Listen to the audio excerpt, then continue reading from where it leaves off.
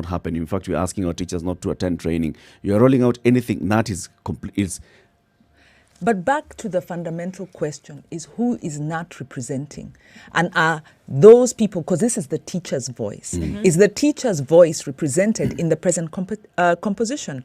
For instance, if you look at the competency-based curriculum, and this is a perfect example of how the style of leadership is inimical to consultative engagement, because this was, in fact, it wasn't even an elections promise. It was an idea or a flagship of the president. Let's transform the education system. So at that time, Fred Matiang'i was the CS. And of course, he had distinguished himself because he came into the ministry and in his first year was able to deal with exam cheating in a very thorough way. And everyone was impressed. In fact, it was Matiang'i for president. So then the CDC idea came up, and there was then this intention to implement, to kind of have consultations, prepare everything, and roll it out within a couple of years. What did education stakeholders say? They said, this is not how you do curriculums. Curriculums are not political parties or political projects that you craft and implement. In fact, at that time, we spoke to an education specialist, and he said you can roll out a curriculum for 10 years. Because he said, first, you prepare the curriculum, you first agree on what is the gap you're trying to meet. So the first conversation is the assessment, identification of gaps. And that's where CDC actually began to fail. Because the CBC began to fail because it wasn't based on that thorough agreement of these are the gaps. Because everyone knows, yes, our education system has problems, inequalities, and challenges. What do you mean it wasn't based on that? So the conversation started by also reviewing all the previous reports on 844, the COEH report, and all the other reports. Yes, but that's why they said these are the gaps. No. At that process, when the conversation was happening, the ministry was in a hurry. It was in a hurry to get to the point where they are saying, let's go implement. So number one, I put it to you that the process did not allow the robust conversation that would have allowed stakeholders to come to a common agreement of these are the problems. We have agreed, therefore, this is how we go, and then this is the system. Because already the ministry had in mind the system they wanted before this conversation was ended, number one. Number two, the other thing we were told by this education expert is they tried to meet the minister because they got concerned that this process is moving way too fast. And what they were proposing at that time is, let us work on the pilot. When the pilot comes in with the results, let us sit and deliberate on the pilot and then look at developing the learning tools and rolling out. But the minister wouldn't hear that because the president had a deadline. This thing needed to be rolled out in I don't know how long. And hold on, let me finish. No, let me finish. Free primary education, I can understand. Allow me to finish. Because I want to pause you and tell you there's some things that you're saying that are not true. The conversation about changing the 844 system. But what you have said so far is what I want to counter. The point is, what he said is this. The problem is we are fast forwarding a process without looking at the realities of the results of the pilot, how we do the curriculum. So the ministry was following a political agenda. Educationists were more measured, and they were saying this is how curricula are done, but they weren't able to meet the minister at that time. They said actually. So who are these people who are meeting the minister? Because there were conversations, there were fora that were being held to discuss the education system. Very good. Fora that were being held in this city. Very good. That included all the stakeholders, wide array of stakeholders. And I want to take you back, even before Jubilee came in, the conversation about changing the 844 curriculum had started decades earlier. Remember the COEH report? That whole thing was about, let's review 844. Let's see what do we do with 844. This conversation has been happening underwater, so to speak, for a while. When they started coming in and saying, all right, so let's meet, let's talk about what is the next thing that we ought to do. When they called it competency-based curriculum, is because they were addressing a need. So to say that they were not addressing any particular need, I think it's erroneous. I didn't say they weren't addressing a need. What I'm saying is that the process of public participation around the competency-based education curriculum was undermined by the fact that Jubilee had a timeline that wouldn't allow them to lay the consensus at the foundation. And that is why at some point you found the unions then saying, we are out, and trying to disrupt the process. Remember, I told you, you either have a consultative process because the table for dialogue is open, or you run a parallel process where you feel, well, we are better off running our process and government will pick it, or you try and disrupt it. Now, with the CDC, if you look at what happened after Matiang'i left and Amina came in, why did she put the brakes? And why was she moved? And I put it to you. She bowed to pressure from these unionists who were coming in to say that, oh, we were not involved and all that. Yes. But all these unionists were actually not talking when there was a pilot that was rolled out, right? A pilot was rolled out. This pilot happened. And then there was now the full rollout of the curriculum. And the curriculum has not been rolled out 100%. It's actually taking about what? From grade 3 to grade 8. Can I put it to you? Standard 4s are still doing 844. What Amina did, because you know, you're looking at the activities around this and ignoring the qualitative aspects. And I put it to you that Amina did not bow to pressure. She bowed to logic. Because there is a truth in this. You can do a pilot and the findings of that pilot tell you, well, put the brakes. We need to reason more. And that is what she did. That's what she said. She said, we need a little bit more time. And what has happened? Of course, she was removed. The curriculum rollout went on. And learning has been disrupted. The children, and you speak to the parents who are subject of the rollout. In fact, it's just that we don't have a very strong litigating culture around social rights, because the rights of those children have been infringed because they were made guinea pigs when, you know, the learning materials were not ready, the teachers were not ready, there wasn't consensus. And you can liken this to our constitution-making process.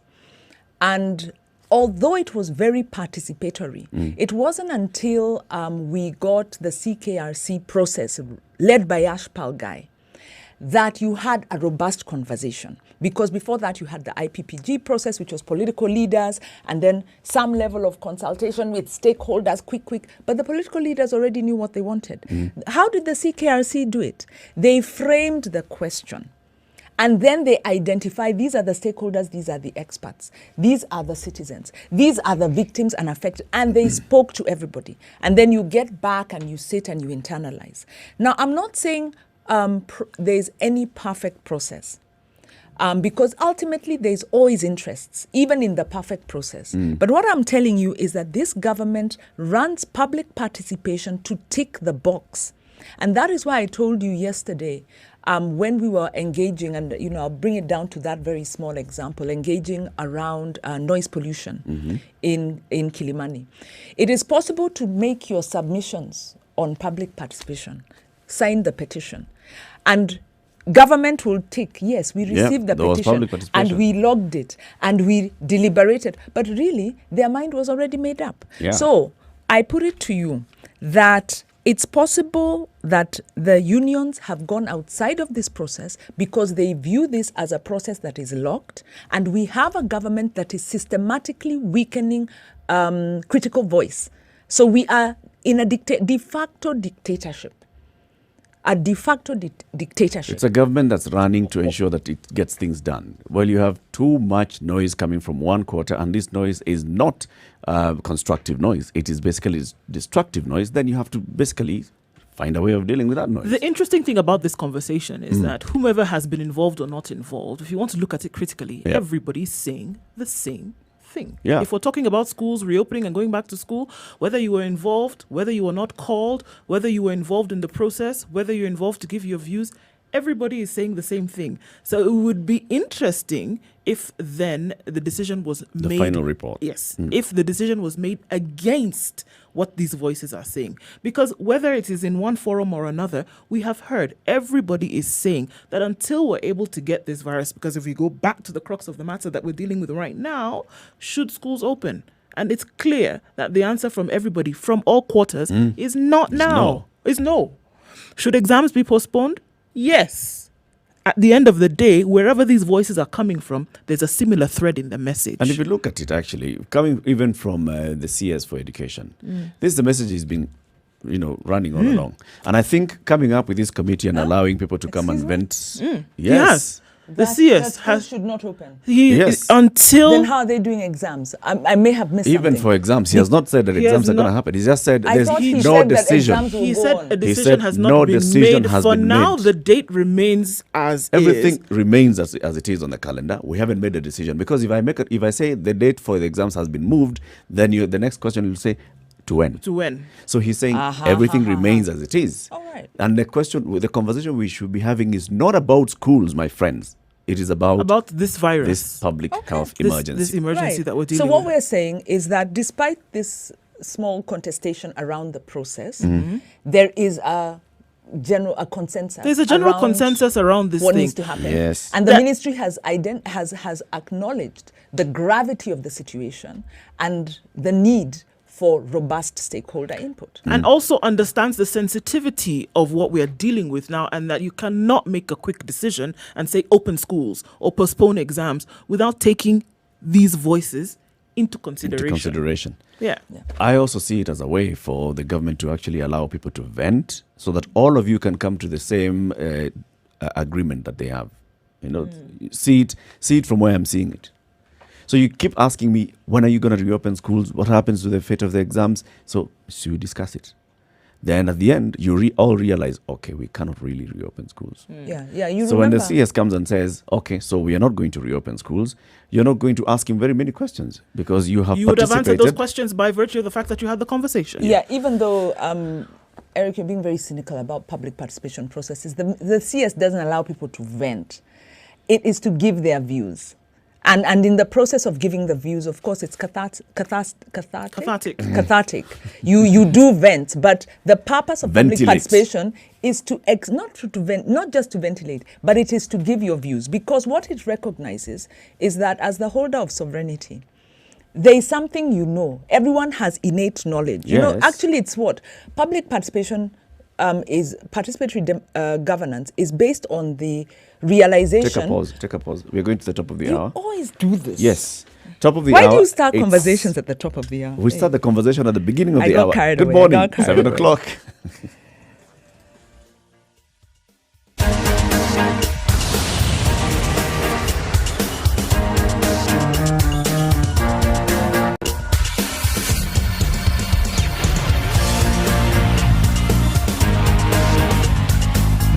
Let's take a look at Jogo Road right now. It's smooth speeds from Donholm inbound, Makadara, and then clear towards the City Stadium. So it's outbound Landys Road to the CBD, all absolutely clear this morning. Everybody's behaving very well today.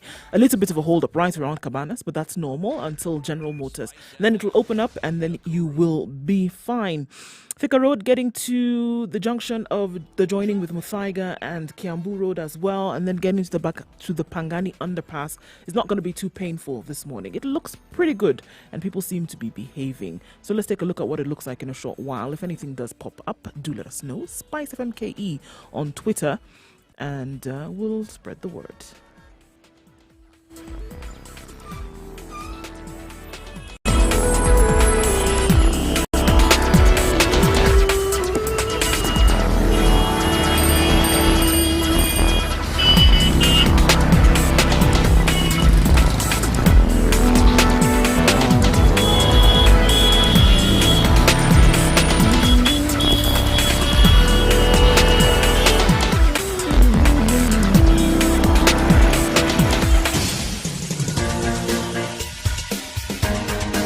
This is the Situation Room, the home of hard-hitting political commentary and penetrating insights about the state of the nation. This is a talk radio experience like no other. The Situation Room, a place for hard truths, debates, and elevated conversations. The Situation Room, witty, political, engaging, deep, controversial. In the room, we have C.T. Muga, researcher, academic, seasoned political observer, a fountain of wisdom in these politically uncertain times. Ndu Oko, Nigerian by birth, Kenyan by choice, communications expert, Pan-Africanist, a truth seeker and believer in people power, and Eric Latin, agent provocateur, the man in the chair, seasoned journalist, news hound, a man who believes in punching up, not down. This is the one of those. Like it's perhaps, like really, yeah. As is the case. As is the case. You were making a point on public participation, Wanjiru. We were talking about this report that's been released by non-state actors outside of the formal government process. And I think, and the point I was making is, yes, sovereignty is vested in people and in participatory governance processes. There is an understanding that people understand their needs and understand their own governance, and therefore have what you call local knowledge that is useful to processes. Yeah. So that you might think that that mama out there, she's not literate, she doesn't know, can't make a contribution. Participatory governance says her perspective is valid, because if you don't take her perspective and she's the wearer of the shoe, then you're going to miss the process. And so you can exercise your input through a consultative, constructive process, through a parallel process, or through a disruptive process. All are safeguarded constitutionally. So I think it's perfectly in order that Sosion and these other organizations got together and put together a report. Furthermore, it's possible that in doing so, they are able to have deliberations outside of the government mainstream, because government has its own political considerations. So it adds value. Democracy is not tidy, one size fits all, everybody has to work in a certain way. It's about bring your voices. And sometimes it's a cacophony, but at the end of the day, if your process is valid enough, you pick what you need. So I think Sosion did the right thing. He didn't. I'm okay they with felt they weren't Sosion involved. Human Rights They do their own Commission report. Good for them. And the So don't University Staff criticize Union. I'm okay with them actually coming together, working together this way. Very good. I'm okay with even them presenting the report to the public. Very good. I'm faulting them for not presenting the same report to the team that's receiving the How do you know views. they didn't present it? Because the first time they said, well, we are not going to participate in that shambolic process because we were not involved in the first place. We were not appointed. So that's why I say, just your ego aside, you have worked on a very good report, go and present it to this team. If they don't listen to you, they listen to you. It doesn't hurt. It wouldn't hurt in any way, that's for sure. Yeah, so they made a political calculation and they felt they'll be adversarial in the way they present their report. Or as is the way they normally do things. But, sometimes when you're working with hard politics, you go hard. And that's why I was saying the nature of our governance, the tone is really set from the top. And one of the things I think the BBI portended to deal with, even though as it portends to deal with this adversarial culture, it's very adversarial in the way it's being implemented. But we must recognize, and I think the underlying reality here is that the Jubilee administration, the president, and his administration have rolled back the democratic space. Now next time you bring in that issue, we'll be billing you, eh? Why? For speaking the truth. It's got to rear its head. Like, really? Because it is our new reality. You see, we can choose to ignore the obvious. We will be like that frog that swims in lukewarm water as the temperature is rising. That is our reality. Moi told us one the time, space it rains is closing. Moi. It doesn't rain Moi. Now, Wanjiru, you're taking the because same he was a dictator. Sosion We'll call you the bone collector. is included in a conversation, Uhuru. Sosion is not in a conversation, Uhuru. CBC is rolled. No, but you see, I think this is the problem with Kenyans. You are afraid to confront realities. We are living in extremely adversarial political style. And the point I was making... Extremely adversarial. You know what, Jiro, if somebody actually is watching us before you distracted, online, and somebody's watching us in Germany, somewhere in Denmark, in Iceland, and they'd be like, wow, Kenya, things are really out of order. Before you distracted and you missed my point, the point I was making is that this administration has deliberately gotten into sought to weaken institutions of power that challenge its power. And if you look at what has happened, the way it has engaged with KNUT, KUPPET, is there another union? No. What it has sought to do is through legal changes and through political interference is to weaken KNUT. Who weakens unions? Not a democratic governance style. You weaken critical voice because you want to implement your agenda without being checked. Right? Now, weakening of unions is something that started with, like Margaret Thatcher did it. Because she had an agenda, and this is where, and you will find, yes, I'll keep coming back to the neoliberal agenda because this is the underlying. You'll build your house, then you will find you have recurrent problems. But they say, is the foundation steady? So you have to keep coming back to the foundational. And the foundational is the value system of the Jubilee administration is inimical to democratic governance. Okay. Now, let's move away from this story to other things that are happening in the country right now. And I think you'd be interested to know something else for you to pick at. The ministry has criminals, according to Mutahi Kagwe. And he admits this. Health Cabinet Secretary Mutahi Kagwe yesterday admitted that his ministry has criminals. Okay. This is after an employee reportedly obtained personal protective equipment and COVID-19 testing kits valued at millions of shillings after forging tender documents. This building called Afia House has some very good people. It has some very committed people. It has people who work hard in very difficult circumstances. But this building here has its fair share of criminals. Mr. Kagwe told journalists after briefing the country on the COVID-19 situation yesterday. He said the matter, alongside others involving officials at the ministry, is being handled by the Directorate of Criminal Investigations. And I quote, like a marketplace, there are a few mad cases here. We will unearth them as we move on. He told Kenyans to be wary of officials at the ministry who are capable of awarding tenders for the supply of blood, for example. It will be those mafioso that will tell you that you can do a deal with them to supply computers, personal protective equipment, pens, and even blood. We know they are in here. Well, newsflash, Mr. Kagwe. We it's knew true this. what you're saying. We knew this. It's not just Afia House. It's everywhere. It's everywhere in the country. But Afia House is known for this. So at the height of a pandemic, where all the country's focus is on Afia House, somebody actually came up with a scheme. 57 million shillings. PPEs. You've seen that story, right? How? Did you think that corruption cartels were going to miss out? Government has This was told a perfect us, opportunity for them to continue making some more money. Government has told everyone, redirect your businesses towards COVID. So if I was an informal trader selling, running a restaurant that has been shut down, I then go into selling masks. So cartels equally go where the opportunities are. They landed here. Now what Mutahi Kagwe, and this I think is a testimony to it's really a thumbs up to him as a leader. What he's citing is the frustration as a minister to get his agenda effected because of these corruption networks within the ministry.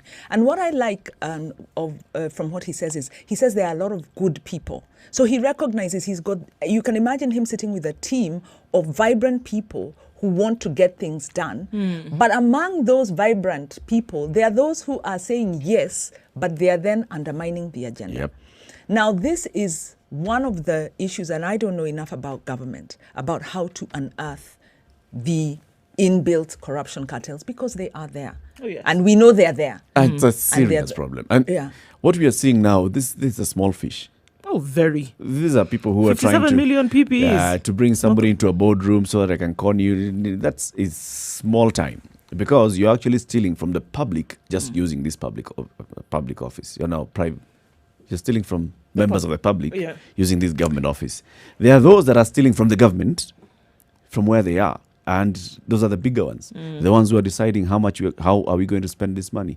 When you're looking at the money that has come in from the World Bank, has it been spent? Has it not been spent? Those are even bigger. And I'll put it to you, and I'll say something good about the president, since I seldom do. Cue music. Steve. Yes, cue it. When he talked about suspending procurement officers in the presidency, in State House, not State House, in the presidency, this was where he was directing, because he was saying that there are these cartels and you don't know them, because I could be a cartel member. Yep. And I sit with you, and I know the law. And I plan with you, and I even implement. And to be a cartel member, you must know the law better than the others. Completely. So my language is, maybe I'm the one in charge of.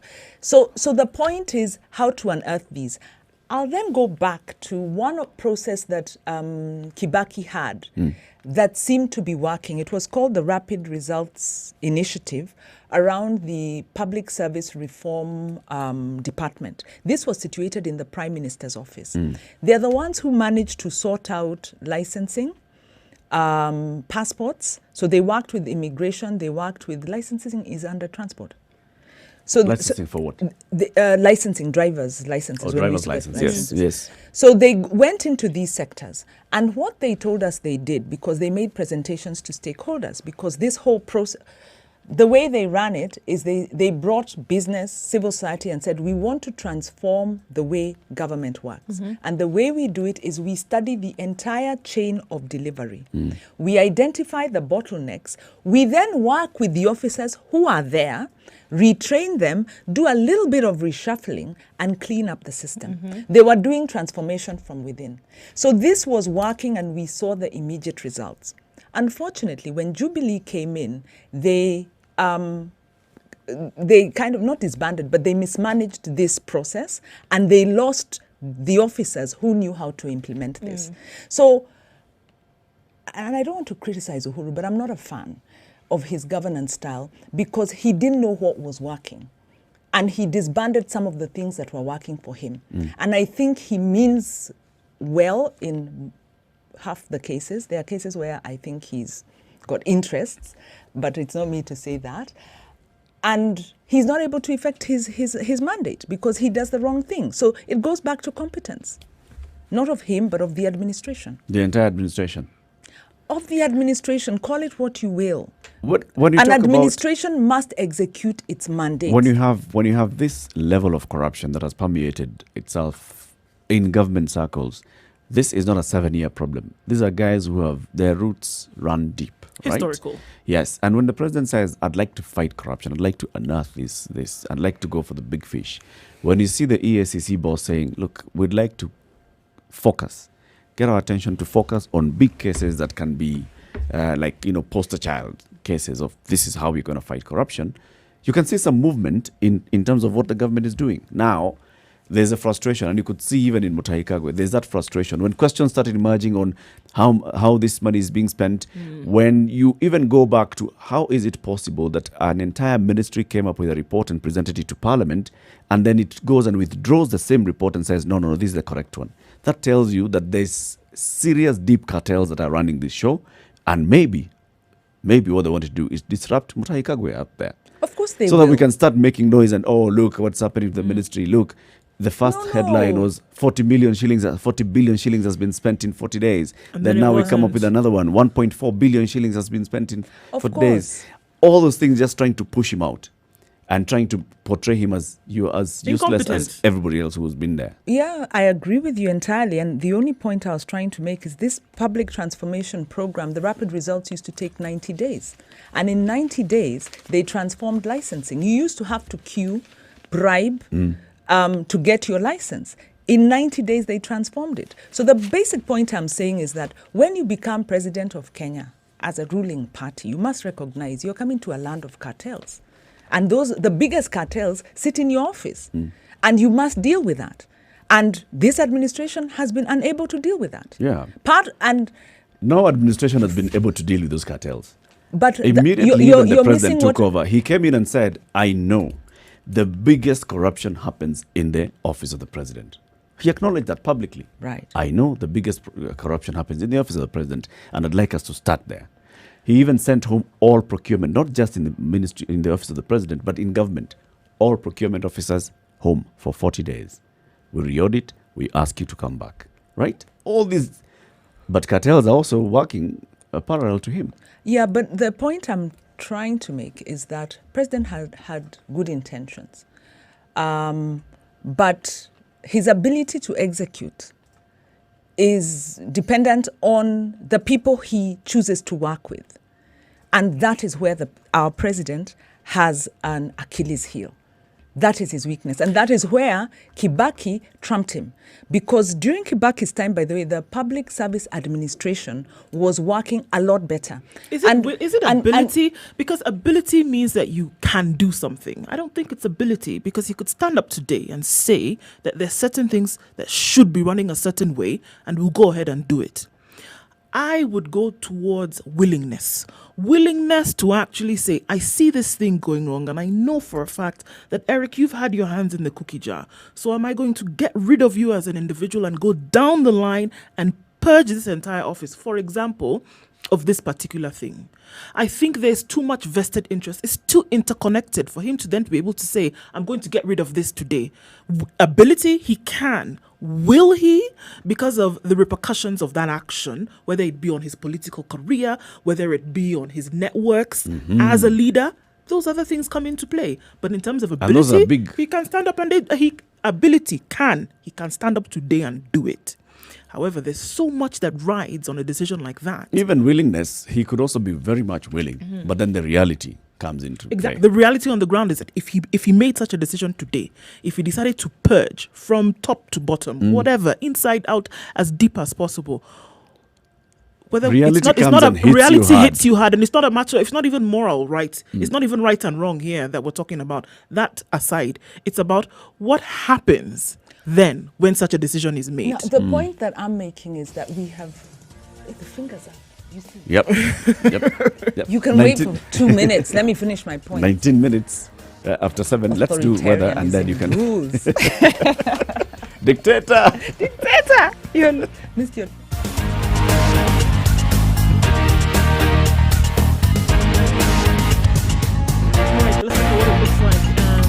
We'll start things off in Nairobi, where we still have partly cloudy conditions today. We'll see highs of 24 and then lows of 16.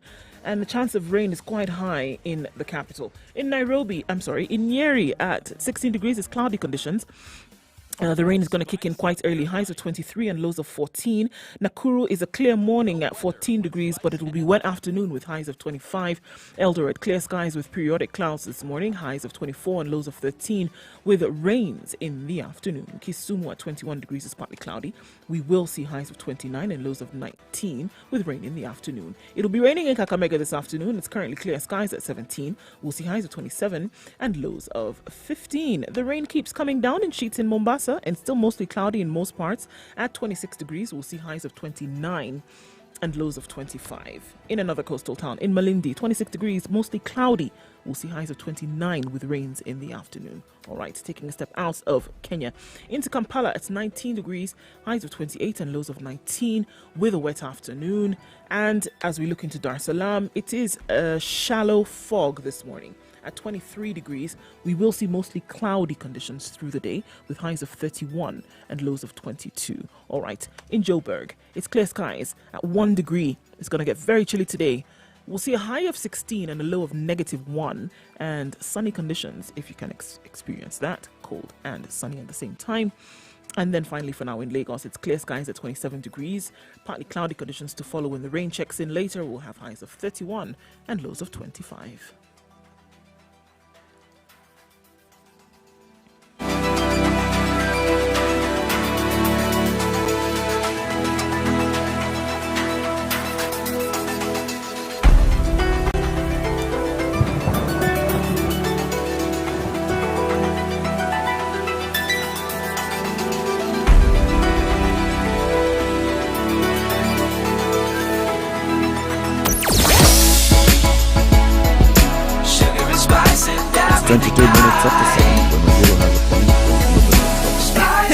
Just pause. Spice up your life.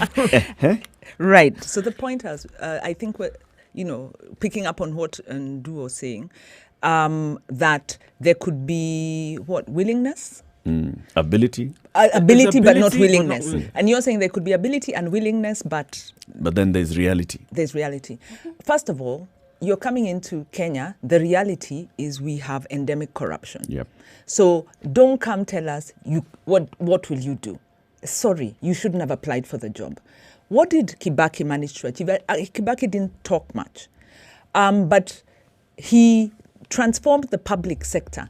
Maybe not all the ministries, but in terms of the efficiency of the bureaucracy, it increased. And it was able to do things apart, laying down the fiber.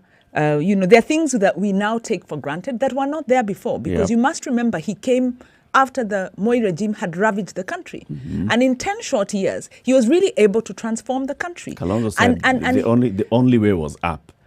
Well, we're at the basement of yeah, you can say that, but give an incompetent person the reins. So Kibaki did not reign on luck. He was a leader in that he was able to pick the right people to run his bureaucracy, who were able to make the right decisions, and despite these corruption cartels, get things done. And I've given you one very tangible experience. If you are a driver, back then, and we're trying to renew your license, it was, you'd actually think, am I putting money in my license, send somebody to go pay, so that you bribe. People are bribing. To get your driver's license. And I told you this thing, it was a 90-day process. They turned it around. They finished the queues. They finished the cartels. Now, the idea of this department was that it was going to go from sector to sector.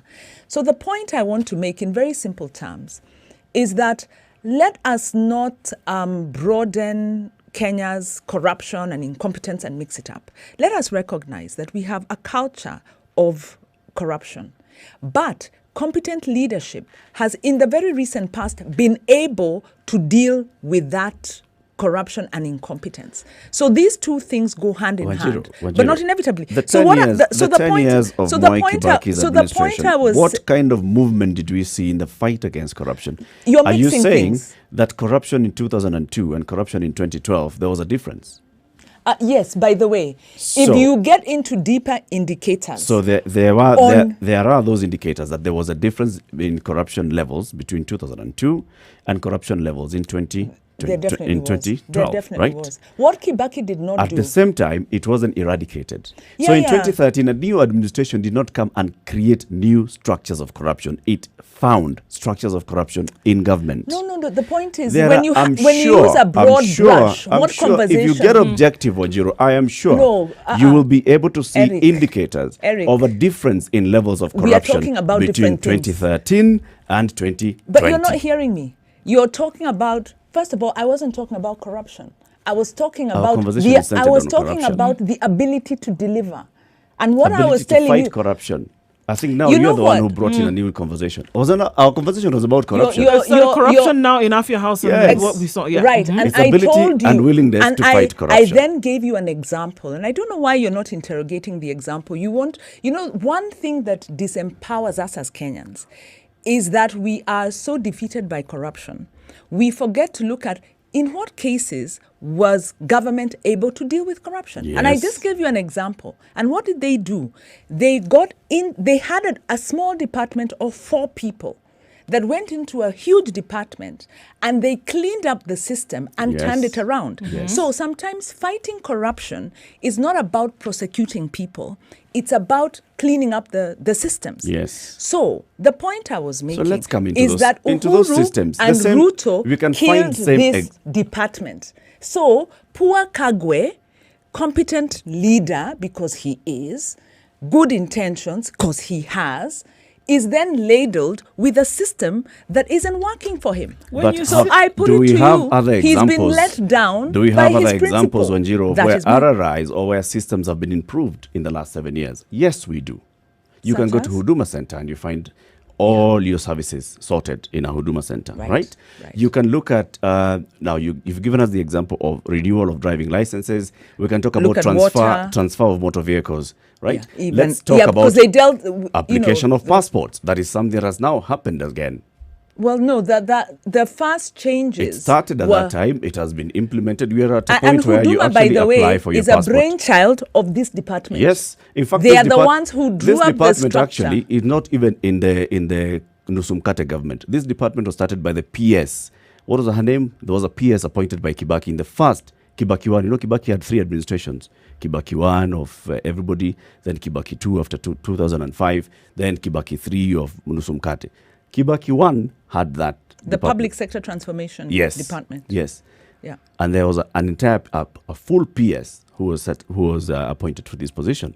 So those things started. And then it was moved to the Prime Minister's office at some point. But the principle is there was this team of competent civil society staff. Not civil society.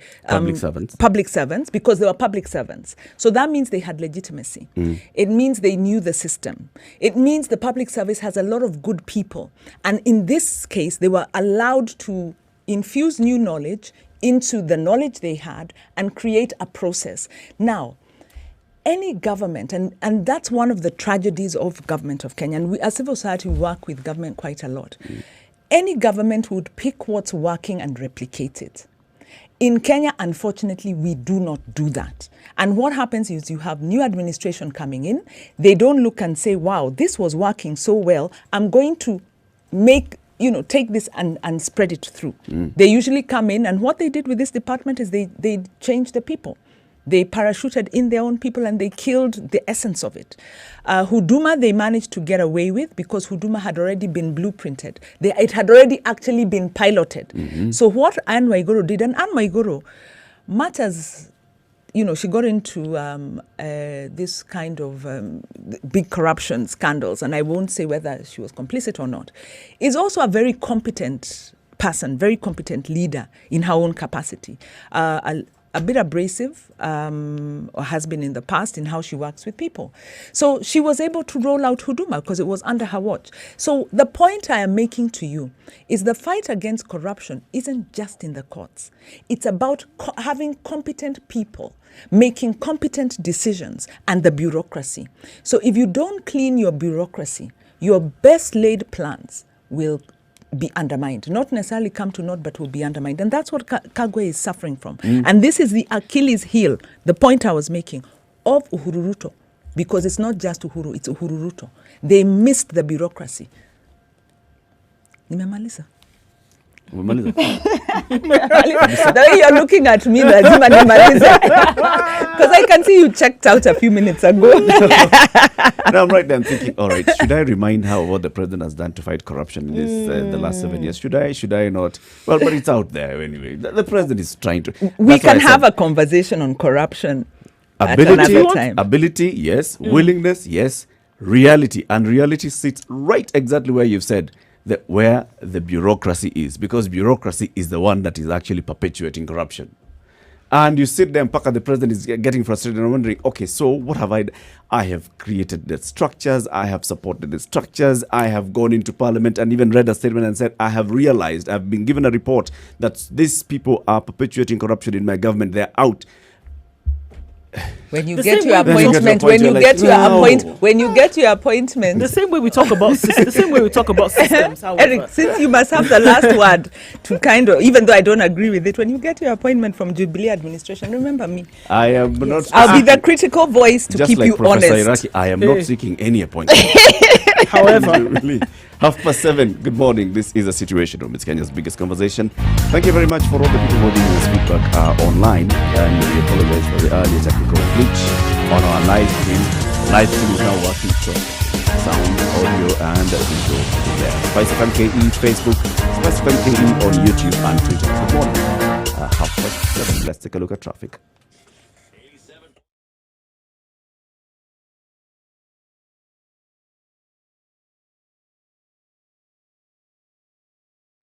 All right. Slow movement on Thika Road from Juja. That makes sense because everybody's trying to get into the CBD. It's not so bad, though. We don't have much problems with traffic this morning. It might change in a short while. But for now, it seems to be moving smoothly in different parts of the city. Let's take a look then into other parts of the country. In Mombasa, when we look at traffic coming into the CBD, coming out from Mariakani and then into Mombasa town proper, not much of an issue there at all. Kisumu, on the other hand, is also moving very smoothly this morning. Not much traffic within the city, and then out of town and into town as well. It's looking really good today around the country. This could be what we would call Traffic Thursday, behaving very well. We'll see in a short while, though, if things would change. If it changes in your neck of the woods, do let us know. Spice FM KE, that's how you can reach us. Let us know, and if anything does pop up, we will spread the word.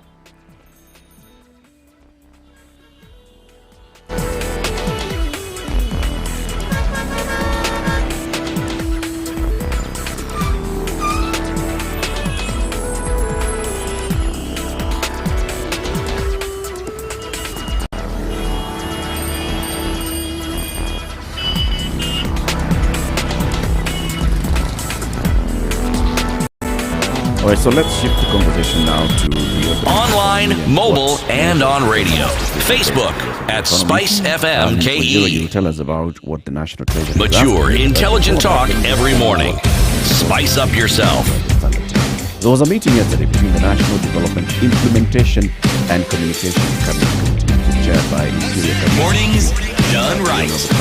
94.4 Spice FM, Nairobi. Chief Karo Karuga attended this with the other private sector members, and they were discussing what needs to happen to reopen. And KEPSA is saying it's calling on the government to gradually lift the curfew and movement restrictions, which were last extended to June 6th. Basically, KEPSA is saying, let's look at what we can do gradually.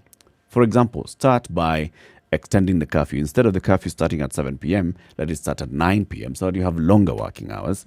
Let's also look at what else can be done over time. Restriction of movement, how can you lift that over time and help the people? This committee was meeting so that it can start receiving views from the public on what ought to be done to reopen. This committee, Fred Matiang'i, sits also in the National Emergency Response Committee. And the Emergency Response Committee is the one that is coordinating everything COVID-19, right? From let's procure, let's borrow, let's close down, let's open. It's the one that is doing everything. The National Treasury is also a part of this committee, as is the Transport Ministry, the Ministry of Trade, and other ministries. ICT, of course, communication is there. Now, the National Treasury has also put out a notice and is inviting views from the public on what it ought to consider economically. So what is it asking us to do? What it's looking at is the economic impacts, and it wants to hear from Kenyans what they believe the budget should prioritize. And the specific questions they've asked is, what are the measures to support Kenyans and businesses affected by job losses, increased operating costs, and reduced demand occasioned by the COVID pandemic? Ways to secure livelihoods of daily wage earners, particularly those affected by the health interventions that were implemented as part of the disease spread mitigation. Policy options on how to lay a firm foundation for economic recovery and renewal. Suggestions on how to make Kenya's economic growth more inclusive and broad-based. Interventions targeted at keeping the food supply chains open. So one, it's looking at, if I were to interpret it, businesses, yes. How do you support businesses? Yeah. Job losses. Yeah. These are businesses that are running. These are people who are sitting at home. Businesses are paying salaries for people who are at home or people have been laid off. Livelihoods of daily wage earners. So this is informal. And then it actually says particularly those affected by health interventions. This might mean what? Being forced to distance. Particularly those affected by health interventions. Maybe those who've been hospitalized, maybe those who, because those who've been quarantined, quarantined, those who've been isolated. Or those who've been forced to go home because they couldn't comply.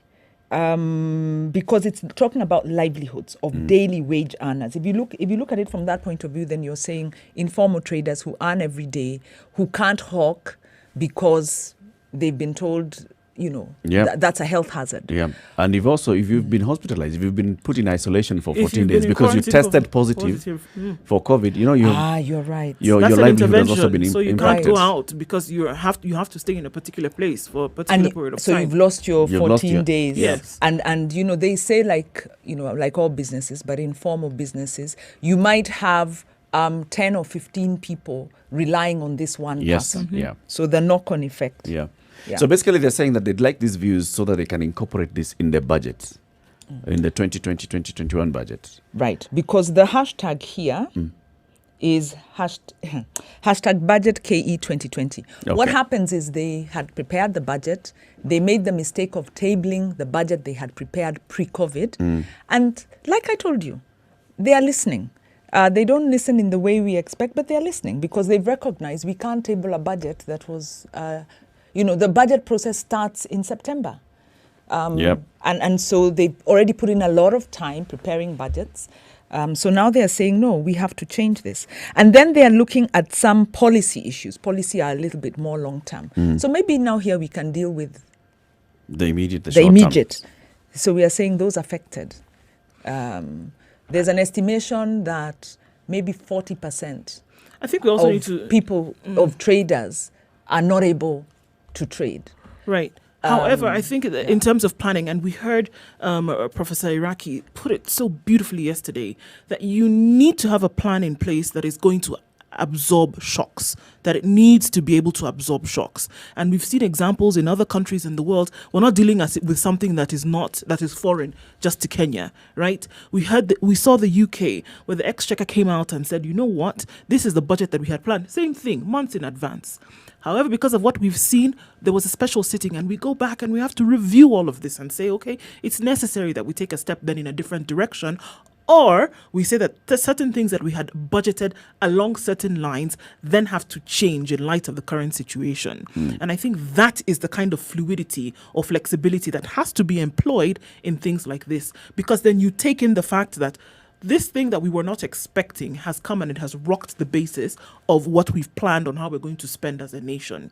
You need to be able to come back and do a roundabout and say, all right, this is what we planned. It cannot work in this manner. Let's see what we can change. And I think it's absolutely necessary to be able to plan in that manner, to be able to have something like this done. It doesn't mean that it's cast in stone. Other countries have been able to change and then do it for the benefit of their people. It should be something that any government should be able to be flexible about and say, all right, let's see how we can change it here or there. So it's a good thing. Yeah, I think it's a good thing. Because that's what they've done. Yeah, I think it's a brilliant thing. I'm wondering. And they've then posed questions. And from a public, from a public participation point of view, when government poses questions, to my reading is they're very serious because it means they have sat and reflected and these are the issues they feel that emerge.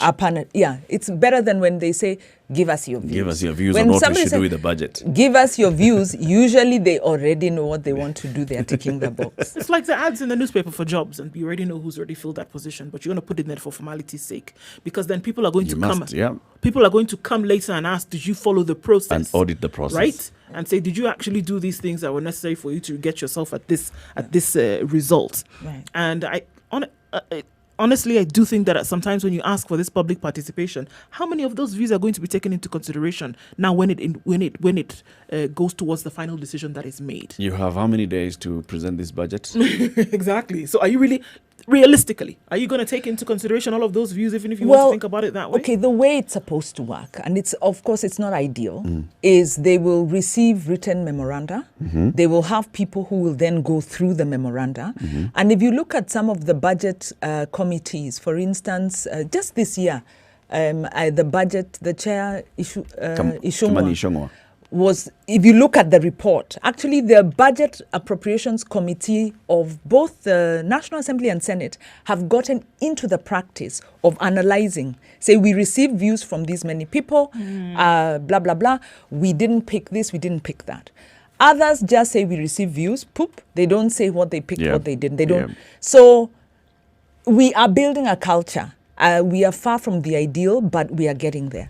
Now, the fact that they put it out in this manner inclines me to believe they will listen. And they possibly have some 2 interns or program officers who will vet through. And then they usually create a matrix even the budget policy statement, remember, Yatani was former governor of Marsabit.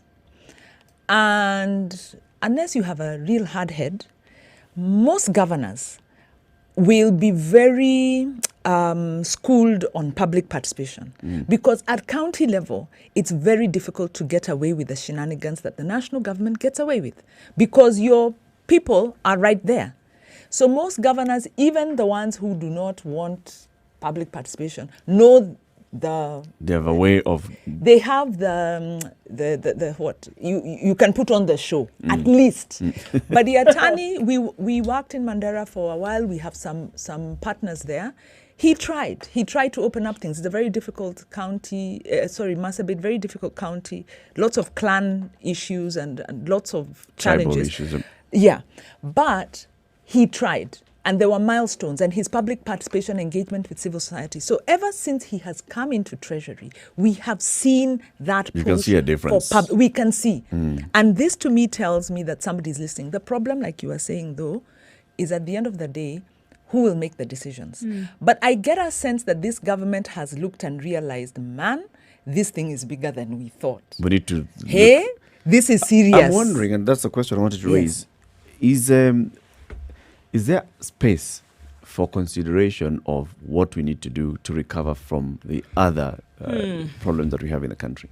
From the other? Problems that we're having in the country. Close to 1 million people have been displaced in Kenya by floods. 1 million. 800,000 plus floods. Over 200 people have died floods. I mean, this is big. And this covers huge geographical areas of communities that are already vulnerable. What I'll quote, and I think for this submission, I'll just submit the link to David D's whatever, because David D put it very well. He had a 20-minute webinar with the Rotary. And he said, first of all, our government institutions are built, there are some inbuilt shock mechanisms. So pestilence, when you have locusts coming in, there's already a fund, there's already a system, there's a tracking and monitoring. Those structures exist. So what happens with the locust is that the invasion was larger than the response, but the response is there. What the locust didn't disrupt is they didn't disrupt demand. In this case, they disrupted supply because they went for the food. The problem with COVID is it has disrupted supply and demand, and it has done so across the board. And what he was saying is that and this is why it's a shock, and this to the system and to the administration, because it has shut everything down. And what he said, he gave 3 proposals. He said there are 3 things government needs to do, because this isn't a normal problem. He said it's not like your other problems, because it's shut down both. You can't produce and you don't have the demand. Number 1, any consideration of opening up again has to be based on a robust testing program. So government has to prioritize putting money in that whole testing, and if people are then, and the critical care, that system, throw the money there. Secondly, he said, government needs to adopt wartime economic management.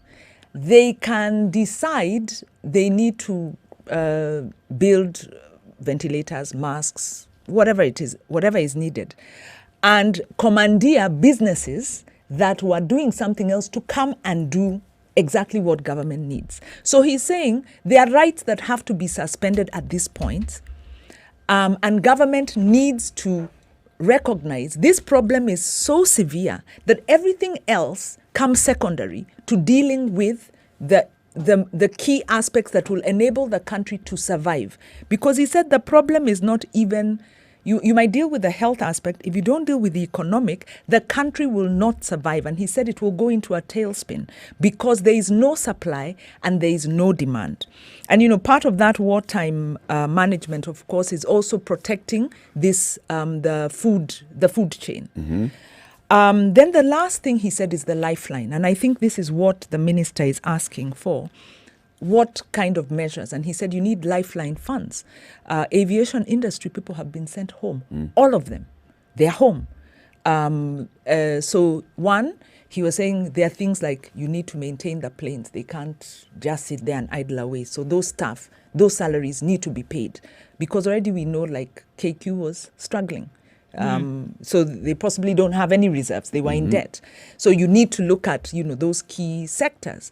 You need lifeline funds. And, these come in maybe 3 categories. When we looked at it, and very rudimentarily, we said you need some kind of salary support for those people who have been made redundant, permanent pensionable staff who businesses cannot pay.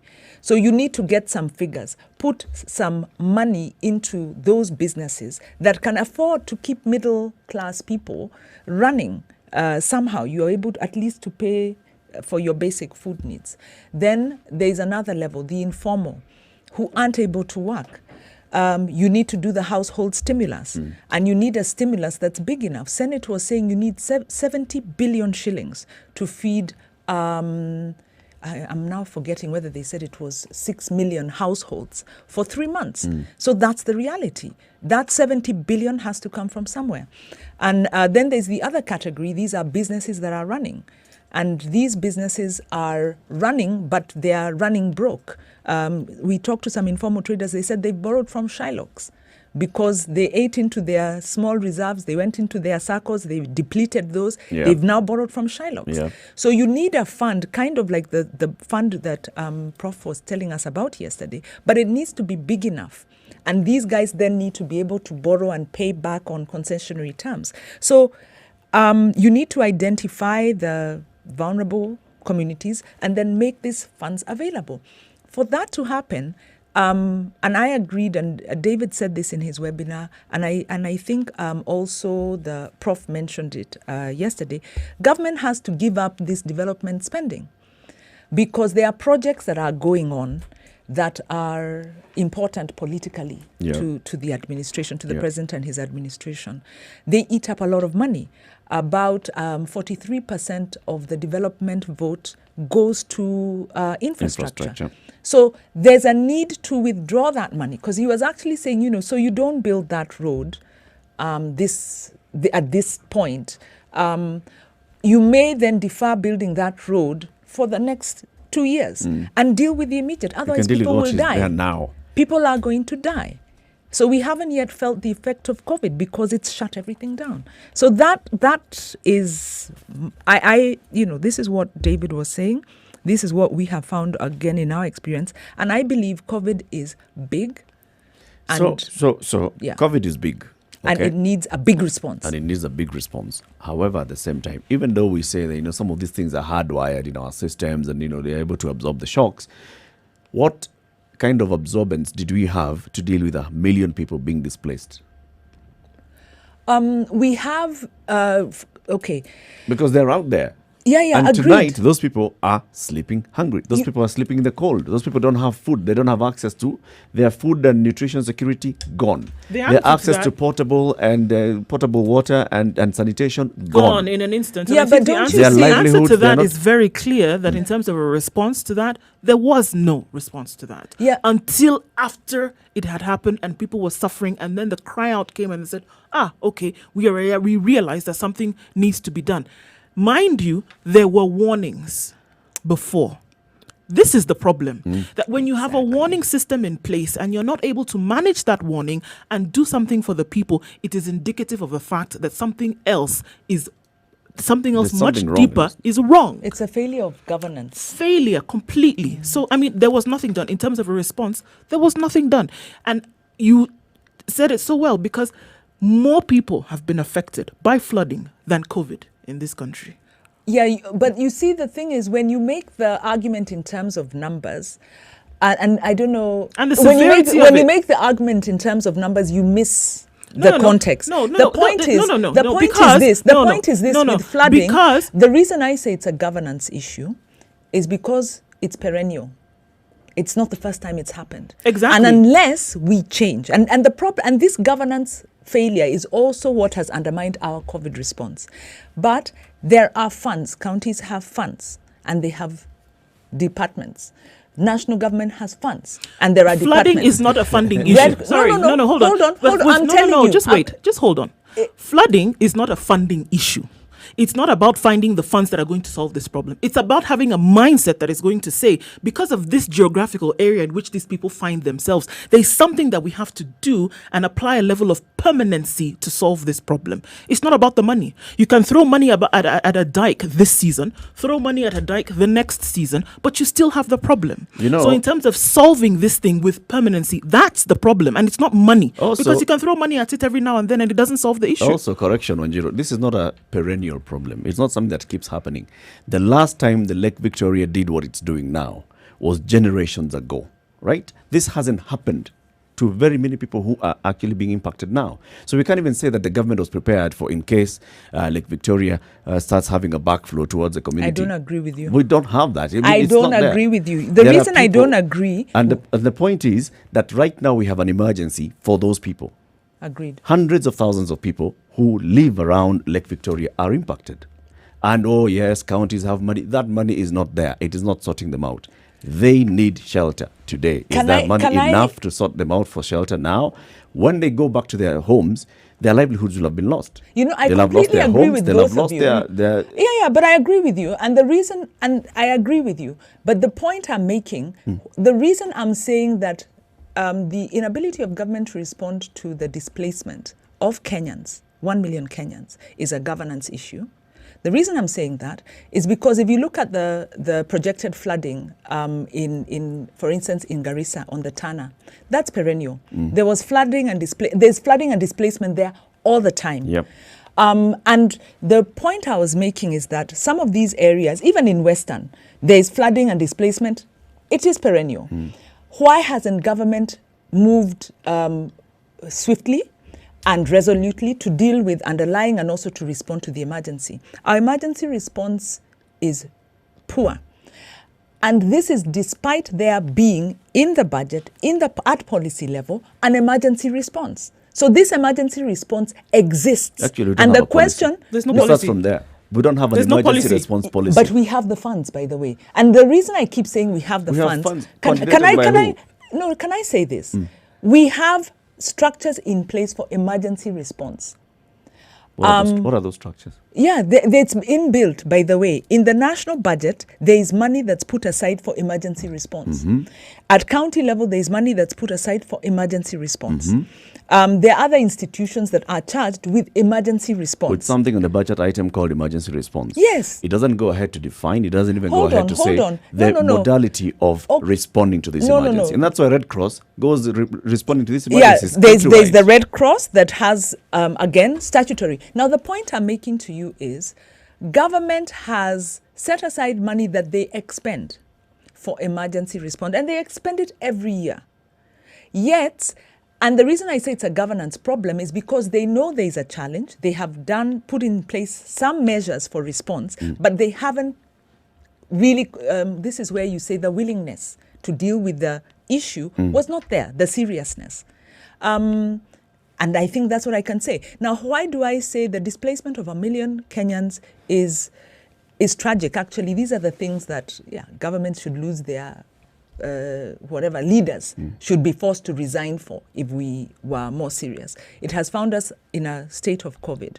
Now that needs to be dealt with. COVID also needs to be dealt with. You can't say government has to ignore that to deal with one. Unfortunately, government is big. Yep. So they have to deal with both.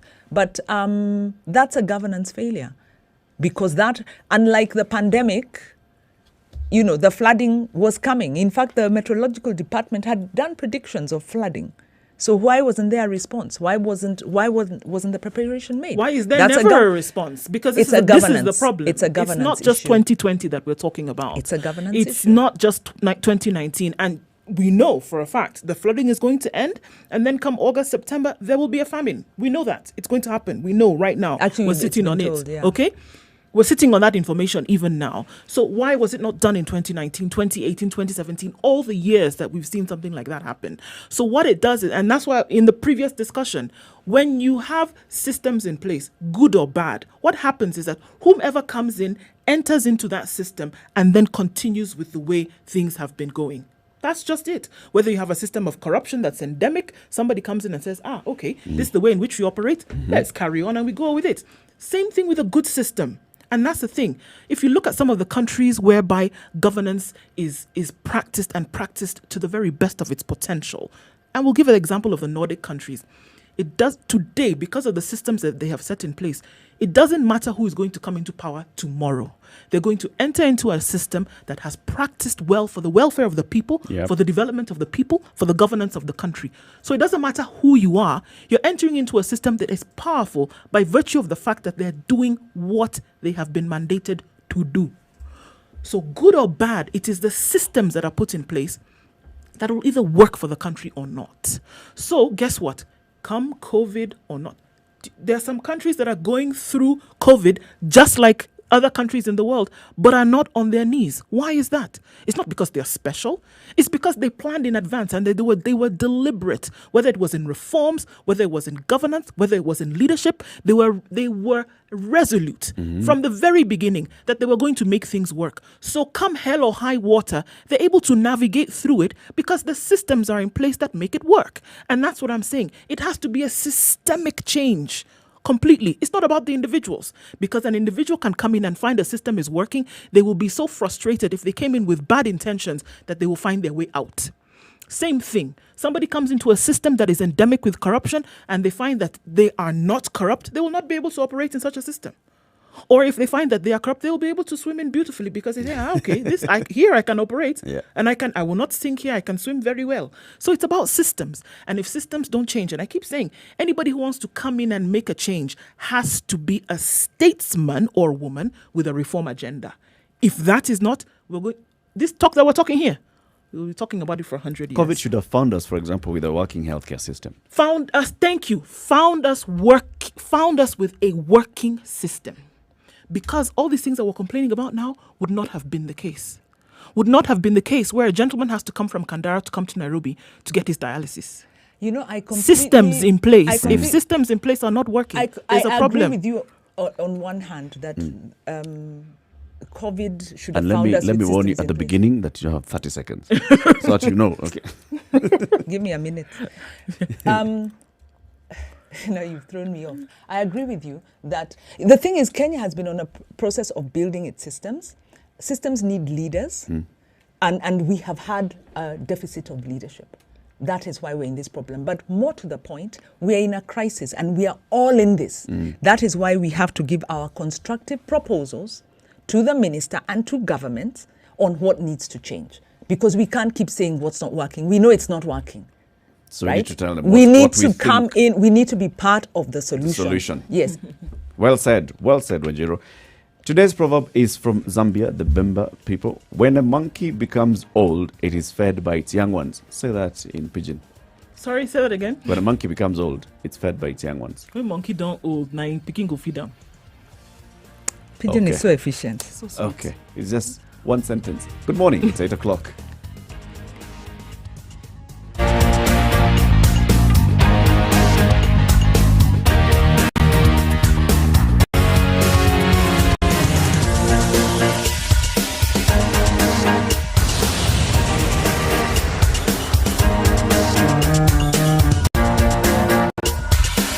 All right.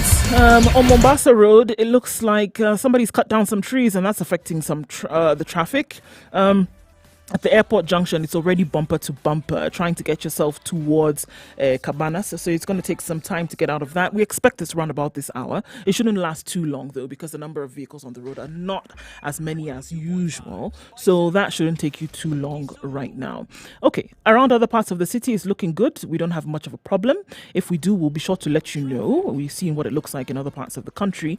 So something is keeping people in today. It might be the fact that some of the roads are a bit slippery because of the rains that have come down. But apart from that, it looks good, guys. Spice FMKE. That's how you can reach us on Twitter in case you see something that we should know about.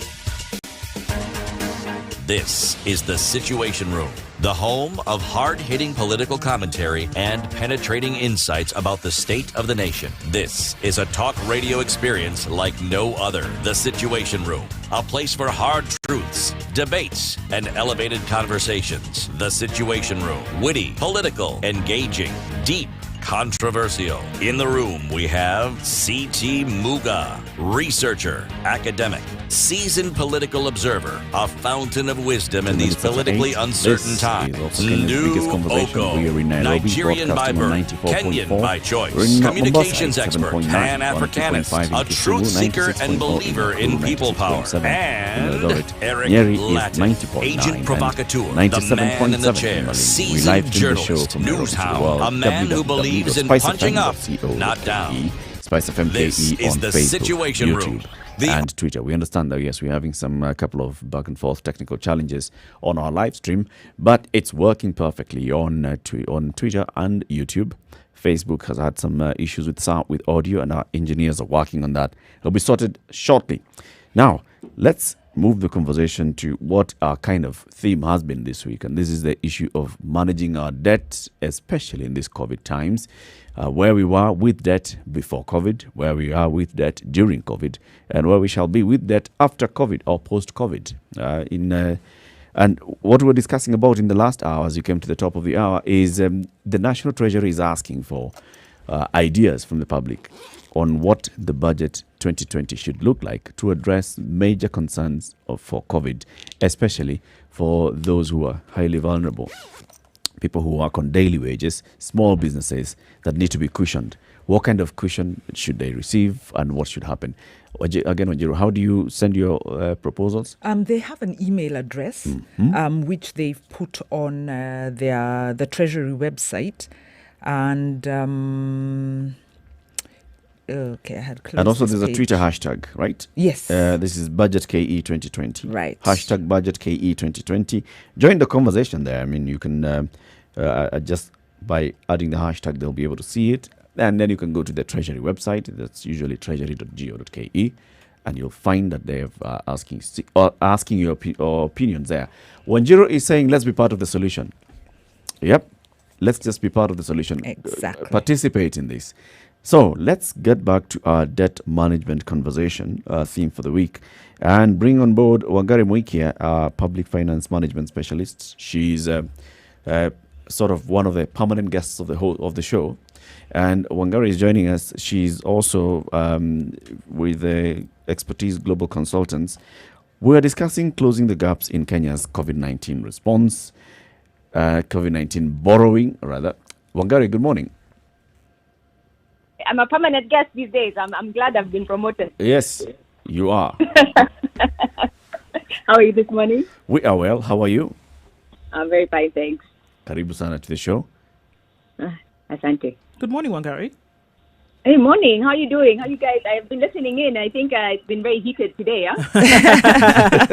Yes, because people have hidden agendas that they're not putting on the table. Yeah. So we're having proxy conversations.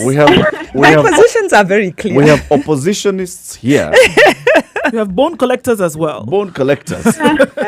We need to explore these terms and where they're coming from. Yes. Wangari, so we're talking about the challenges that the government is facing in borrowing.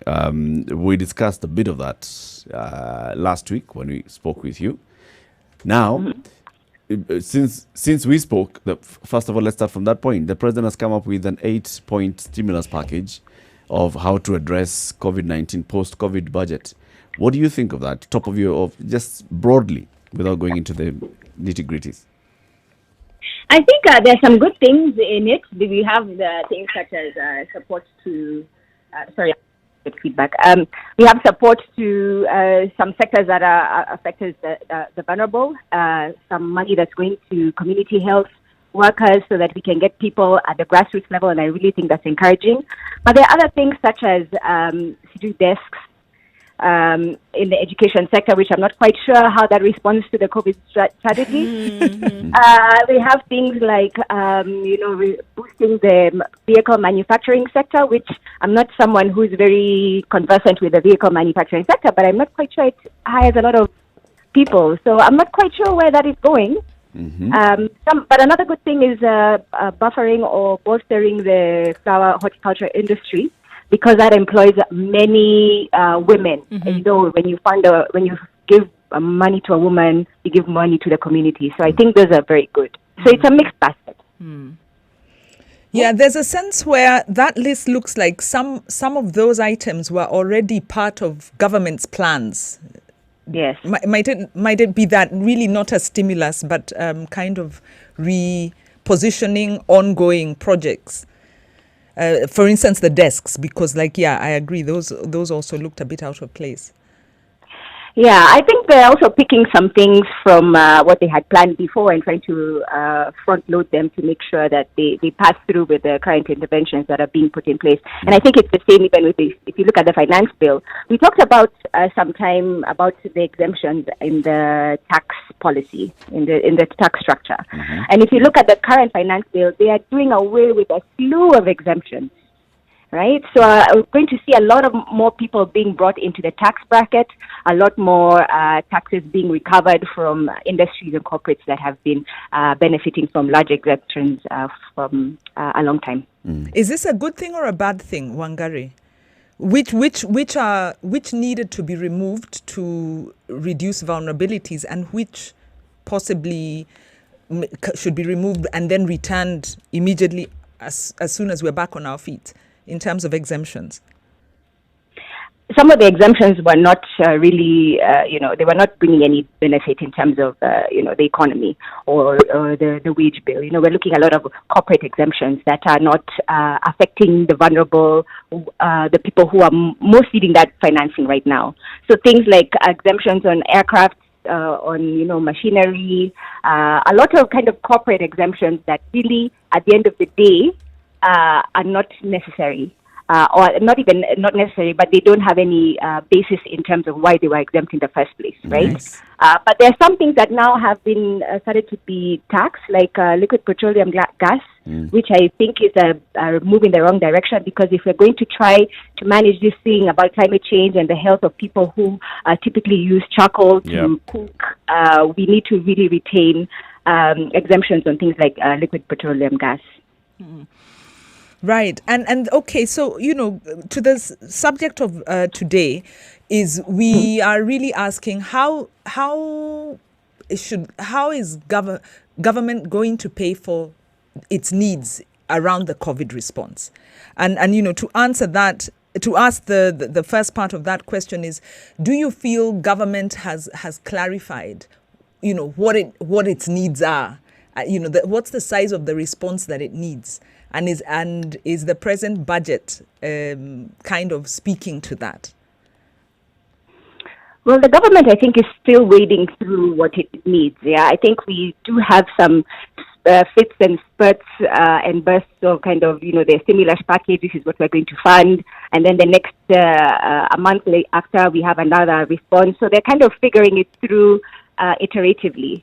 And I think that's what we're seeing. Even when we see a lot of these kind of committees that are being put together, I think there's a lot of challenge with different voices and different committees not collaborated or coordinated, coming up with different responses. So I wish we had one group of people who was advising, and maybe all these subgroups would advise centrally to this group, and then now that could inform the process going forward. Otherwise, we'll have this kind of disjointed response that we are seeing right now. Right. So we're concerned about the dissonance. Yes, there's a lot of dissonance. Yeah. So in your view, they are still trying to define the response. So we don't yet have clarity on that. I think so. I think I see a lot of papers from different parties, people who are sitting on different committees, and there is a lot of thinking and muddling through, this is what we should do. Then, we see another iteration of the paper that's saying, actually, this is not working based on the new information. I think this is the nature of the context we're in right now. We're getting new news every day, and we need to respond based on the new information that we're getting. So we kind of see changes coming through those channels. Are we looking at the economy? Because we talk about a stimulus package and, trying to bump forward and say, okay, we need this to kind of, put some life back into the economy, where we saw that, from the the second half of last year, things were really, really going south. Now with what we've seen, with this new idea, probably more to come, is it going to set us on the right path? I mean, because we've already talked about a mix or mashup of ideas, some good, maybe some not so relevant. But is it a good start?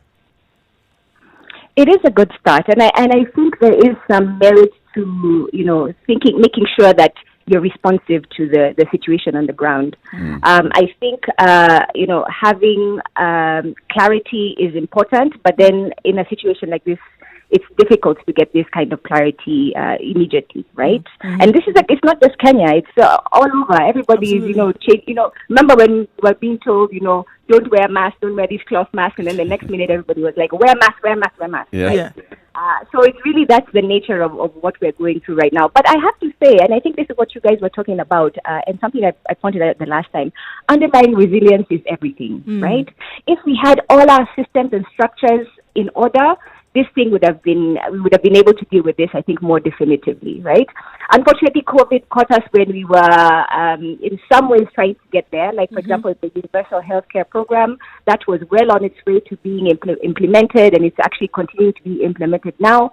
But it caught us flat-footed in the sense that, it had only been rolled out to a few pilot counties, and then now it's caught us in the middle of saying, now we have to roll out to all the 47 counties, but now we have this COVID pandemic to deal with.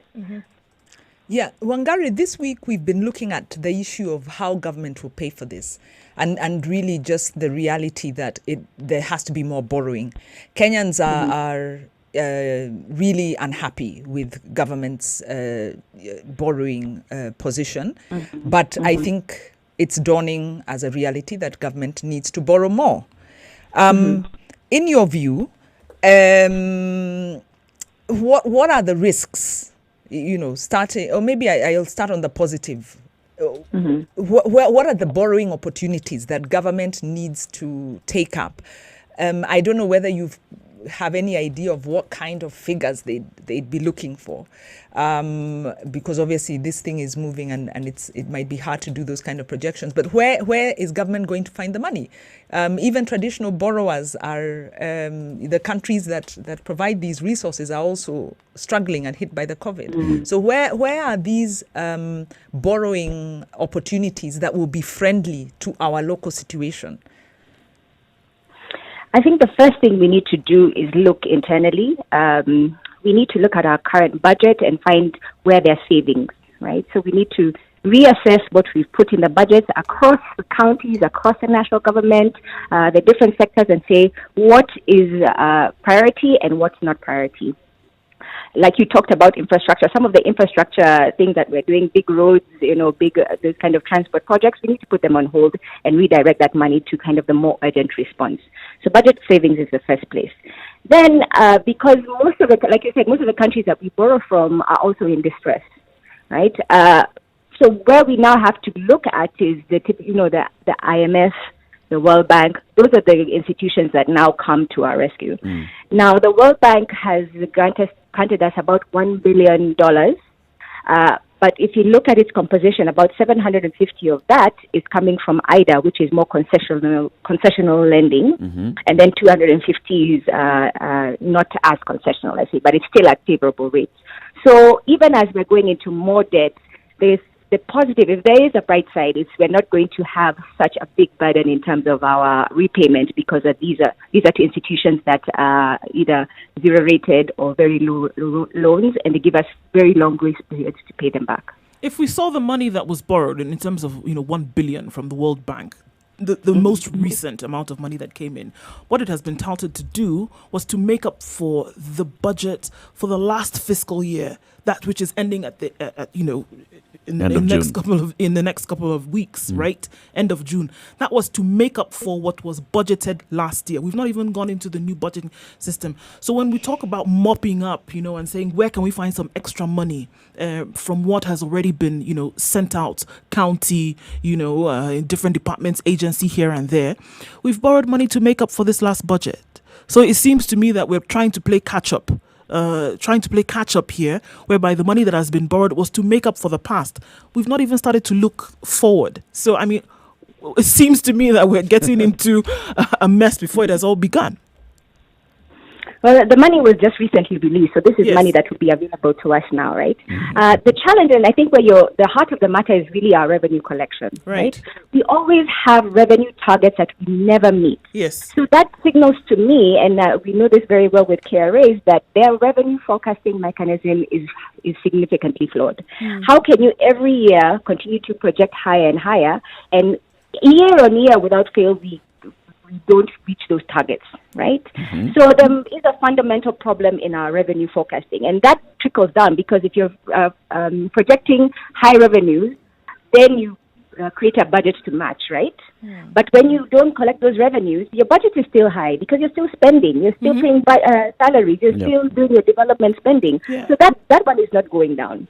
So then now we have to go externally to say where are we going to find this money. But if we had strong budget structures, like again I say underlying resilience, if we had strong budget structures that had planning that translates well into budgeting and then procurement, we're not buying gates that are costing 100,000 shillings, as we saw in some of the audit reports. If we get value for money, then we will start to see more stronger budgets and stronger revenue forecasting going forward. Well, Gary, I'd like us to take a break. Sorry, Wanjiru. Let's take a break and take a look at weather at 18 minutes after 8. Stay on the line. The conversation continues. Wangari Muikia is a public finance management expert. She is helping us to understand where we are getting our money, how we are spending our money, and especially where we are borrowing our money from and how we shall pay. Good morning. This is the Situation Room. It's Kenya's biggest conversation.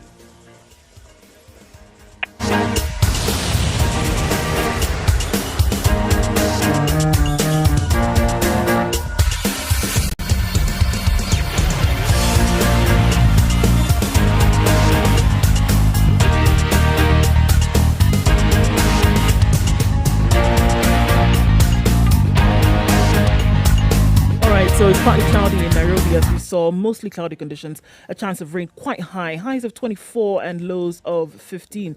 Nyeri is partly cloudy and light rain showers have already started coming down. It's going to be wet for most of the day, highs of 23. And Nakuru, the sun is shining, highs of 25, and in the afternoon we will have some rain. Eldoret at 15 degrees is partly cloudy this morning, showers expected in the afternoon with highs of 24. And in Kisumu at 22 degrees, highs of 29 with rain showers in the afternoon is what we will see. Kakamega will be wet in the afternoon, highs of 25 and lows of 15. It's currently shining there, but we will see how that changes later. The rain has started coming down in Mombasa as had been forecasted. At 26 degrees, it is going to be a wet day throughout with highs of 29.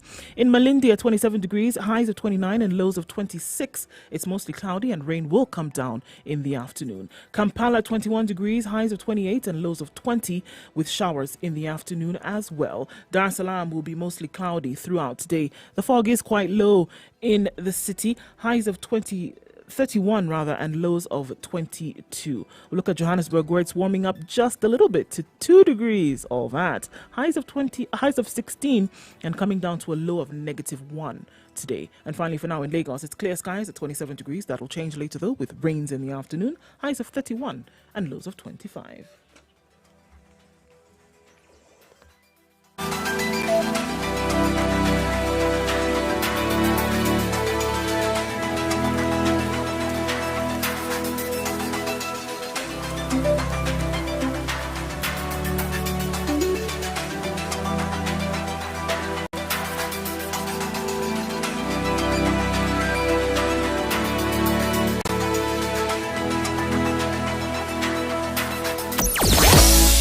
Conversation continues. This is Kenya's biggest conversation, the Situation Room. In the room, my name is Eric Classic. We have Nduo Ko, Wanjiru Gikonyo, and Wangari Muikia, who's on the line.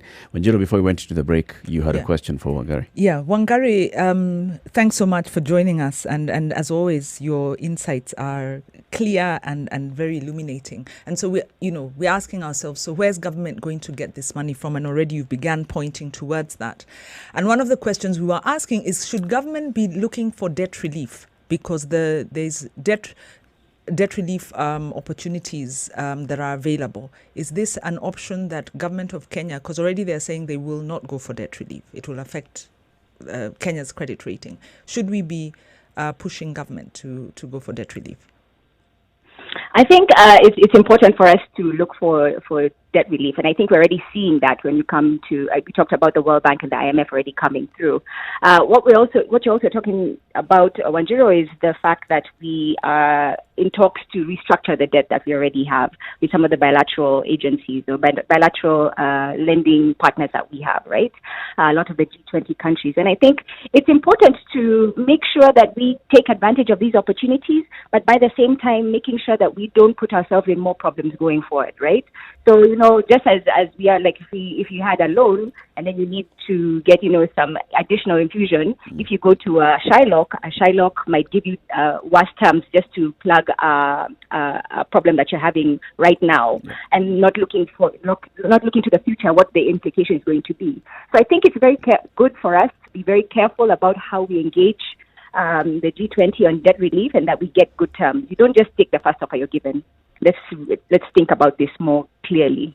So we need to negotiate for favorable terms, and exactly. And we have a public debt management office now, although it's not very well resourced. There's a guy there, Haran Sirima, who is heading it. I think he's doing a very good job. I think it just needs a little bit more resources to be able to take this to the end. In fact, I was going to ask, what are the loopholes? Because we got into this problem with the debt management office in place, with the public finance management laws in place, and we have found ourselves in this unsustainable debt position. So what are the loopholes? What are the dangers that even through this restructuring and refinancing of COVID, we don't exacerbate? What went wrong, and how do we correct that at this time? I mean, with debt, we've had a PDMO for a public debt management office for a while, but it has not had constant leadership. So we've never had a permanent director in the PDMO. We've always had someone associate acting and someone not very clear leadership. So we find that debt is being managed. Debt is supposed to be independent, right? It's not supposed to be linked into the system. It's supposed to be an independent office that organizes debt in a clear, independent manner, right? Not influenced by politics or treasury and things like that. But it has not been for the last God, how many years? By design. It's been like that for a long time. Maybe by design, we're not sure. The question is, why hasn't there been any move to put someone there permanently? And I think maybe that is a question maybe the leadership needs to answer. But even the systems, they have a system called the CSDRMS, which is an electronic system that tracks loans. But this system is not linked to the IFMIS system. So whatever comes into debt is very opaque. We don't know how that money is being used, which is why we saw a few years ago when Raila was talking about, this money has been misused, because we have no clear eye on how this debt is actually being deployed within the budget. And I think we need to strengthen those systems to make sure that we have clear accountability. Shiri, you're the accountability champion here. I think those are some of the things that we need to make sure are happening, that there's accountability in the systems that we're using. Yeah, but Wangari, the moment you say systems, strengthening systems, I shudder, because government has been strengthening. Government loves to hear strengthening systems. They know that's a project. Money needs to go in, and it becomes like a project that never ends. And their view of strengthening system is strengthening the stronghold, the chokehold on the system. But you see, this is a problem, because, even when we talk about dealing with corruption, then we go and create an EACC. For me, that is just a signal. It's an effort in futility. Because if you're going to deal with corruption, you deal with it where it is, right? When you have an EACC, you take the problem, you extract it from where it is happening, extract it from the cartels within which it is buried, take it to another location, and then you deal with it there on its own without realizing that it's a systemic issue. You have to deal with corruption within the context it is being managed. And the heads of those agencies where the corruption is happening should be held to account, and heads should roll within that unit. I always say, taking out the problem from, if you take out the githeri from the soup, then what do you have? The soup is already tainted, and you're taking out you're taking it out from its context, right? So those are the things I keep saying. You need to make sure you're looking at the context and dealing it within the context. Exactly. So as we make submissions, because we're going to be making submissions to the Treasury, because they've asked us what they can do, and we say, well, we need to. What can we ask for, Wangari, that we can achieve, during this COVID time? Because we are saying we want to make some demands that are very actionable. So how would we, I think the CRSM sounds very good, but it sounds like you need then a whole infrastructure to come in place. Or is it just connecting a button? Is it a plug? Is it a cable just to connect IFMIS to the So what actionable requests can we make and then, lobby around? Actionable requests in terms of what we should do towards dealing with COVID, or to make the debt procurement process transparent and accountable? Because we've said we need to have those negotiations. Yeah, we definitely need to have a strong leadership within the PDMO. We need it to be resourced. We need people who can negotiate, toe-to-toe with the people who are giving us the money, with the lenders, on what levels of interest, how much money we're going to get in, how it's going to be denominated. Those are fundamental structures or roles that we need within the PDMO so that we find ourselves in a good position debt-wise. Otherwise, we're going to the UK or to Europe or the US, and these guys have been doing this for years, so they're dancing circles around us, right? So we need that kind of strong leadership, but also the people within that office need to be very well versed in these matters. These skills are not found. They're not very common skills, right? So we need to also cultivate them. Okay, you can just say they're not found on the streets. Yeah, and that's where also another thing that we need to invest in. Our education levels, people keep saying Kenya has very good education.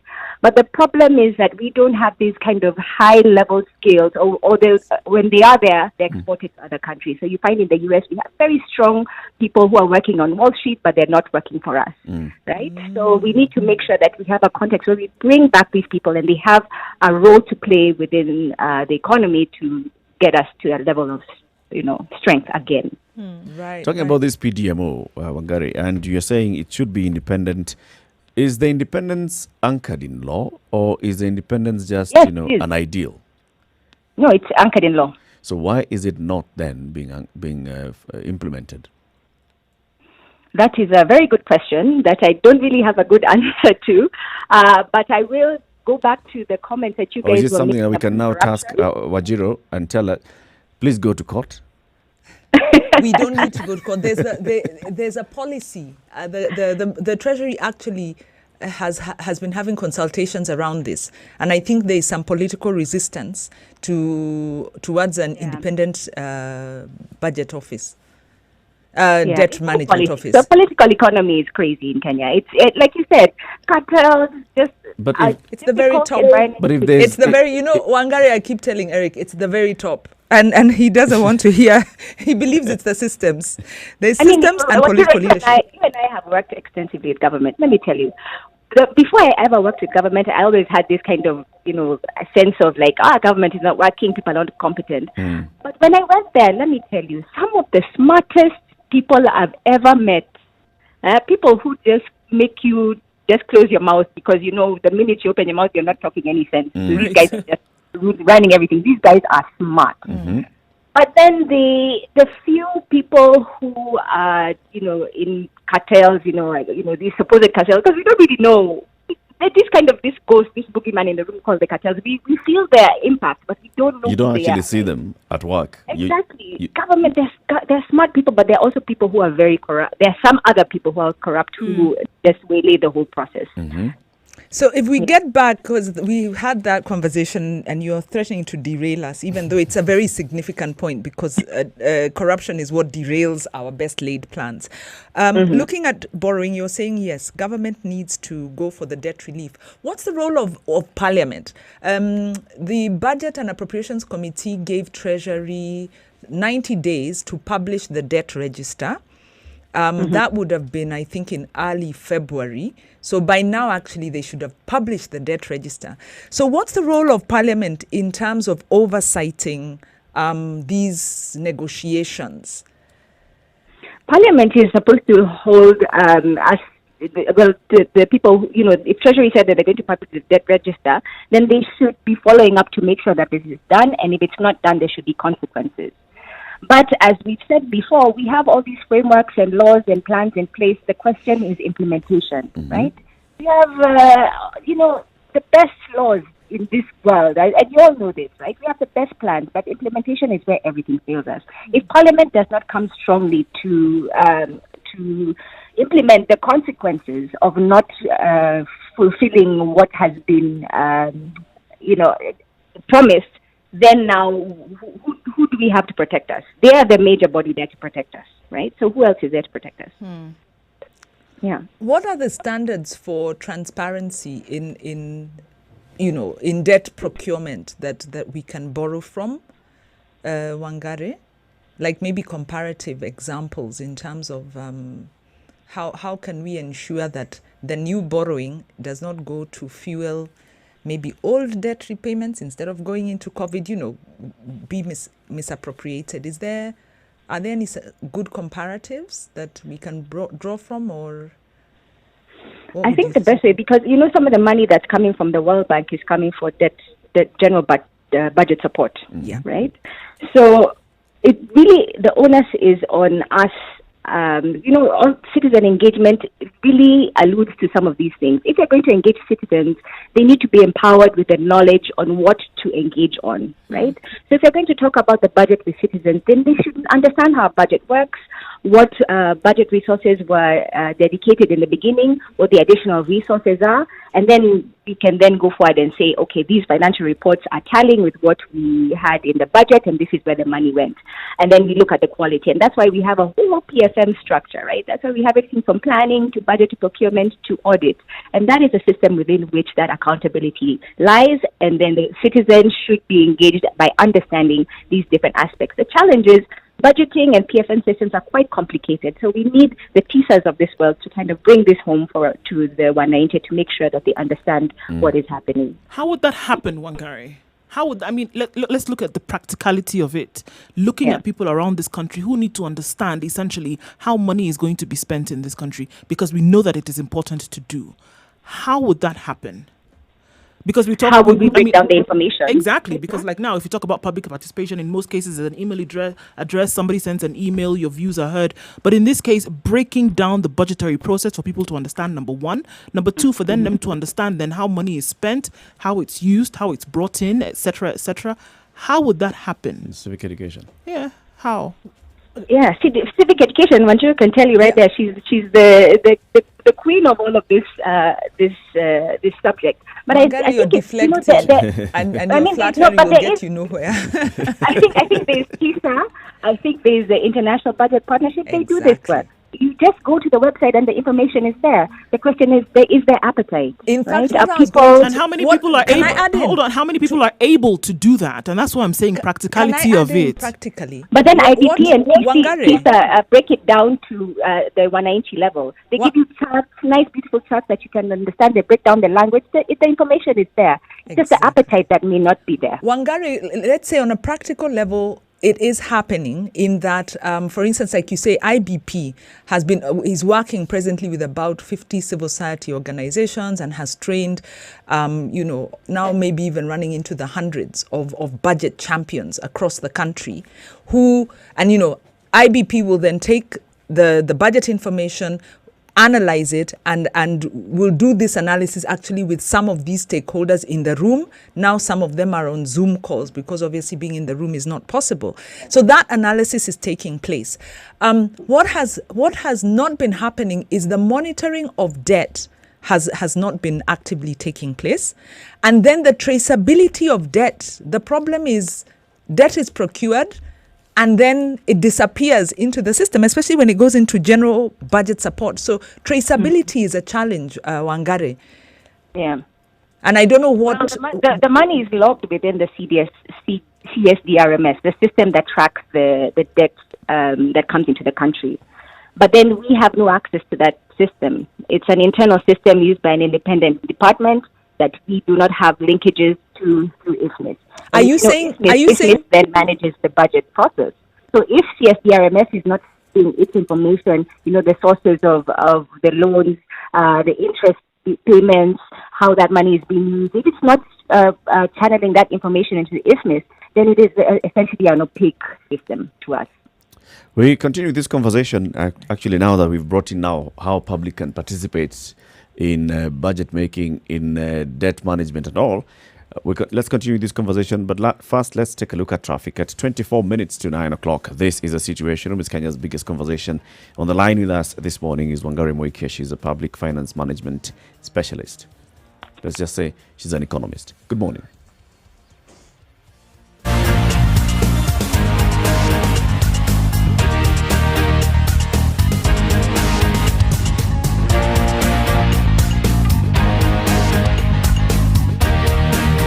All right, so let's see what may have changed now. Rongai seems to be an absolute mess right around the Multimedia University, and that's going to take a while, and it affects traffic now on Langata Road, a place where we've not seen a lot of traffic the last couple of weeks, but that's a mess today. We don't know what's causing that, but it's going to take you a while to get out of there, and it's already affecting traffic coming all the way down to the T-Mall roundabout. Okay, current traffic situation on Jogo Road is also crazy. It's evidently clear that we've gone back to hustling, guys. Yesterday and today's traffic refers to just that. Okay, Mombasa Road also, we have a bit of a hold up right around General Motors, and that's going to take us a while to get out of that. So right smack in the middle of traffic hour, and it means that it will slow you down a little bit, but nothing major. Spice of MKE on Twitter, that's how you can reach us. Let us know what you see, and we'll be able to help you out once we get the info.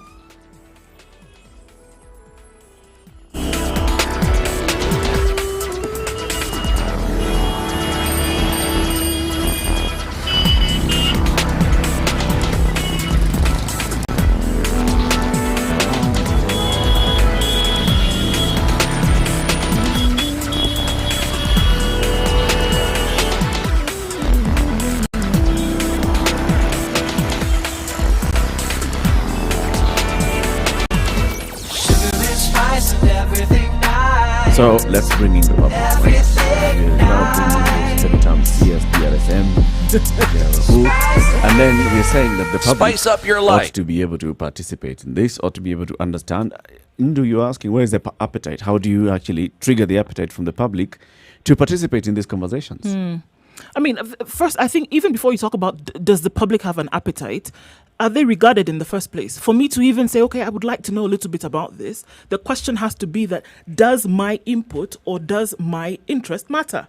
And I think it has to be made very clear from the top that the people for whom you're governing, the people that you are governing, that you are interested in their input or in their understanding. It's very easy to rule at the top there and say, okay, well, this is what we're going to do, and then without regarding what the people's interest is in the first place. And then later, if you come and ask them and say, okay, actually, we'd like you to participate in this, and you say, okay, this is nice, but then from where?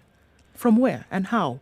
I can have an interest in something for which I've never been regarded. How can I have an interest in something for where I have not been regarded? You're bringing me in the past. At the tail end of the process. Fact, linked to that, Wangari, the World Bank is a champion of public participation and social accountability on one hand. IMF also makes a lot of statements about debt transparency, but when they come to engaging with the government of Kenya, this does not translate for us. Where is the problem? Is the problem that World Bank, IMF make gentle suggestions to government and then, government ignores it? Is it that government is breaching IMF requirements? Or is it not the responsibility of IMF? Because it seems that government is able to borrow from IMF, World Bank, implement, use that money without accountability. And IMF IMF has consistently been saying, Kenya's debt position is sustainable. And we've been saying it's not sustainable because when you look at the facts on the ground, they don't relate. And part of this has to do with the accountability of where the money went. So is IMF and World Bank, are they complicit in this? I think that the IMF, at the end of the day, Kenya is a sovereign state, right? So to the extent to which the IMFs and the World Banks can try to control us or do this kind of conditionalities around loans and grants is very limited, right? But by the same token, it is a work in progress. It's about working with the systems in place, making sure that, when there are changes of regime or there are changes in the way the PFM structures are, that they are working together with us and making sure that these are included. It doesn't happen overnight, but it does take a long time to kind of put these considerations in. So I wouldn't say exactly that they're complicit because they have a limited role. And also conditionality around loans was very controversial, and that was done away with a long time ago. There's only a limited extent to which they can help. But they do work hand in hand with us. IMF has been a very strong partner. They always come in when things are very thick. The World Bank does come in with programs in the different sectors to support. So I wouldn't say they're complicit, but the systems could be stronger, I think. Right, because, when you come into a country, for instance, we have a supreme law that is very clear on access to information, public participation. Yet these negotiations happen out of the public purview entirely. And when IMF releases its statement, it's usually a very general statement and the details are left out of what was agreed. And then the government will not go on to release what was, what the conditions are. So in that regard, can we not say that IMF is more interested in lending the money because of the returns they'll get than in whether that money is really going to be useful to the people of Kenya? But also at the same time, and before Wangari you come in, is there a country that where IMF behaves differently? Well, I don't know if I'd be able to say there's a place where IMF behaves differently. But as you rightly said, Wanjiru, IMF is interested in making sure that it continues to live, right? So it's interested in making sure that it continues to lend.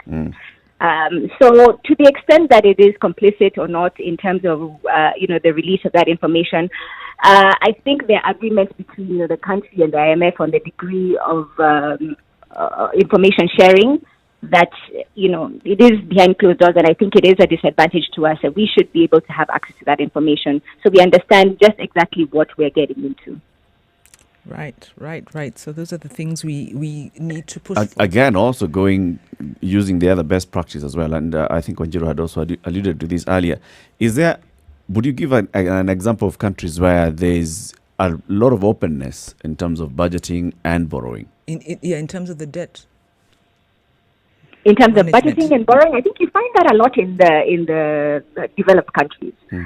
Because you find typically in developed countries there's a lot more transparency, there's a lot more clarity in how the budget objectives actually translate into service delivery on the ground.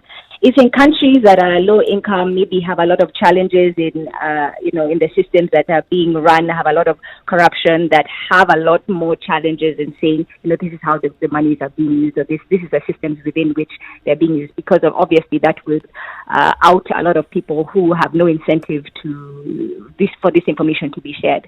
So in situations or countries or contexts where there is transparency or where services are being delivered, there's an inkling that, the money is being used well.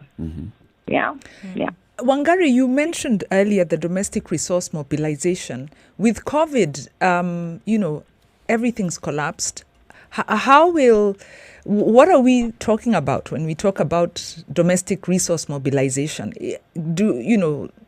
How will government estimate what it doesn't know? And it seems that whole arm of creating revenue has collapsed in most sectors, maybe by 40-50%. How can government recover from this? We need to strengthen our tax bases, right? Right now, the government is the biggest contributors to national revenues are VAT and PAYE. But if these are taxes that fall highly on people who are in the formal sector. But if we're talking about a country or economy that has 80% or more businesses that are informal, then you see there's a huge imbalance. We're relying on funding a country on about 20% of the businesses or the economy that's operational here. And that's highly unsustainable. There is some moves in the finance bill, as I said, to reduce some of these exemptions. But, there's also a move on the other side of the scale saying, we're now talking about digital tax programs and the like, which is quite confusing because then that's a tax that is difficult to collect. The incidents may not lie in Kenya. We might be taxing people who are engaging in online business in other countries, which is legally challenging. But by the same token, if I'm already paying VAT, I'm paying PYE, I'm paying single business permit, I'm paying all these things, and then on top of that, you want to put for me a digital service tax, that is problematic. We need to look at the informal sector and see how do we bring these people into the tax bracket. And I'm not just talking about the mama mboga on the ground who's paying, selling mandazis on the corner. I'm talking about some of these small businesses. And so small businesses, they say, is earning 50 million or less. And a lot of them are informal. So how do we bring them into the bracket? Is one way of bringing them into the bracket just supporting them to grow so that they can, get into formal side? Because on the other hand, when you keep from the side of the informal sector, those small companies, when government starts coming to them to tax them, they'll see as a way, this is government trying to stifle their growth.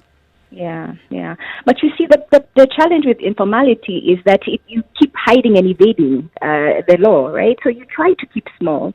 So it's a real big hindrance to growth, because if you try to keep yourself small, then you're not contributing to the economy in the size and ways that you could be providing an economic stimulus, as it were, from just being a functioning business. Is that really the mindset of those businesses, that they're staying small so that they stay under the radar of KRA? Exactly. It is one of the big things. Not everybody wants to go big because they don't want to pay the man. And you see, the quote unquote man, because we've had the man is stealing our taxes and is taking our money outside. So corruption is the biggest disincentive to formalization and to the collection of taxes. And I think as soon as we understand that and deal with that and build that underlying resilience, then we'll see a growing economy. Already I've been seeing a lot of WhatsApp messages saying, that money that came is already in Switzerland. I don't know how true that is, but you see, the fact that I don't know how true that is the problem. Where are the systems that are proving that this money is being used efficiently? It sounds, Wangari, that we are in a real quagmire around the tax side, because on one hand, government needs this tax to be able to deliver services, but then the taxpayer has no morale to pay, because people are saying, well, they're eating the money anyway, plus I'm already paying for services. I'm not getting, I'm using private means because public services aren't there. And then I think also government hasn't defined this informal sector, because informal sector is a whole array of actors. How can we... And the biggest employer in the economy. What do we... Because this conversation has been going on, and it's evidently whatever we are doing is not working. How can we... What needs to change so that we can really confront the underlying issues? Is it more dialogue? Is it research? What's not working in this revenue conversation? It's interesting you said that, because there's once we were having this conversation around, do you first provide services that will incentivize people to say, the government is providing services, so let's pay our taxes? Or do you pay your taxes and say, with this money, we'll wait for government to provide services? And that's always the chicken and egg problem. Who goes first? But my view is that the government must start providing services. Then that will incentivize people to start paying. So even small things like, making sure that, garbage is collected, making sure that we're working in a sanitized environment, making sure there's street lighting, these things that are reachable by our county governments, by our national governments. Once you start providing those, that exemplifies to people that they have a government that's functioning and that wants to help their business to grow. So it's imperative that government steps in and starts to provide services, and then revenues should flow. But also the other big challenge is corruption, because I also feel disincentivized. If I'm going to pay taxes and I hear someone has taken my money to another jurisdiction for their own personal use, that is very problematic. Yeah, of course not. So essentially we're saying that with the little that they've been able to collect in whatever shape or form, that if they were actually able to provide these much needed services to the people of the country, that's an incentive in this case for more people to be able to get on this train. Exactly. And provide it in a very public way, right? If you're talking about, you have limited resources, go and pick something that impacts the lives of most of the people in your jurisdiction. And once they see that impact, then you start to see maybe an incentive towards paying taxes and really advertise it. They do this in Nigeria. They do some, I think, street lighting programs. They provide security in certain jurisdictions very heavily. And then now they say, you've been able to do this with your contribution. Help us do more. With your additional contributions, if you pay your taxes, you should be able to expand this program much wider. And it has seen some success. Bringing back that conversation to what Professor Exen Iraki was saying yesterday, the politicals will look at something that people can see and feel and even possibly touch.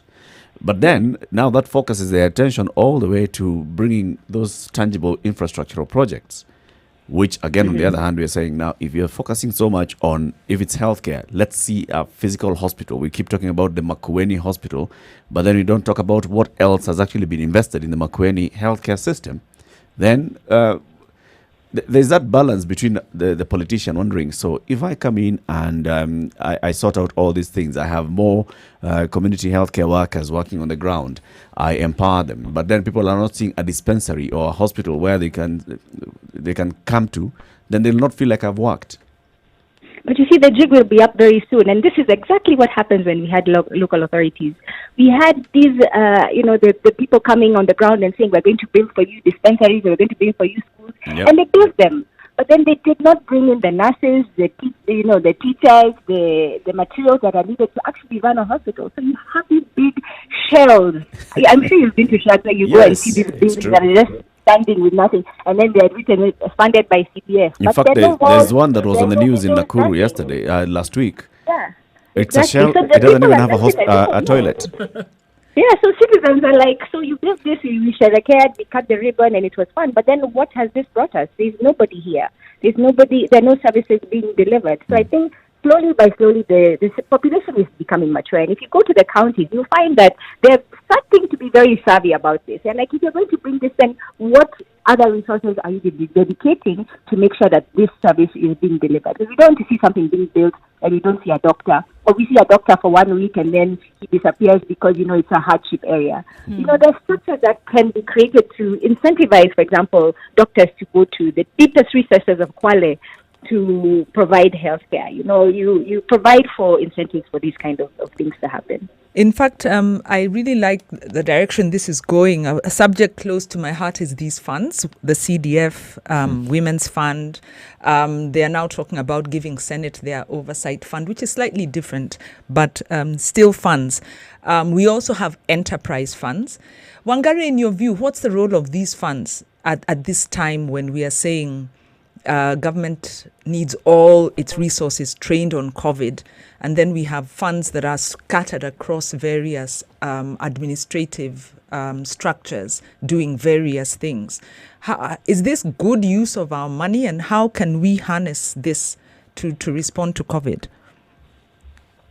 For me, the hallmark of a good functioning PFN system is the minimization or the lack of proliferation of these small funds, because these things should be dealt in within the system that exists, right? So if we're going to be able to fund women or fund the youth, there should be program. I mean, in every county, there's a Ministry of Youth, Ministry of Sports, or things like that. So we shouldn't be seeing these other, women's funds or youth funds coming up. Yeah, they should be dealt with within the system.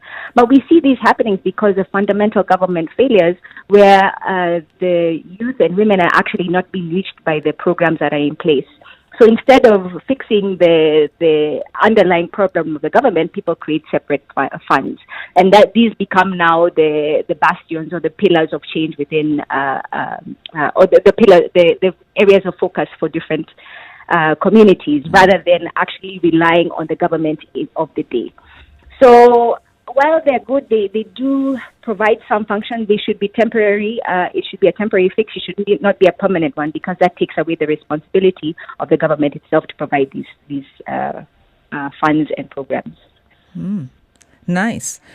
In terms of, my last point was back to the Finance Act, where we are talking about, do you feel the COVID outbreak and the response is bringing to the fore tax injustice issues. Because, for instance, when you talk about LPG and the likely impact, is the finance bill considering the impact of the provisions on those most economically vulnerable, or is it not? And I know that's a very broad question, but what are your thoughts in terms of tax justice and the present proposed measures for raising revenue? I think the tax policy on one hand leaves out all the informal business, right? All informal businesses are not really feeling the direct effects of some of these taxes.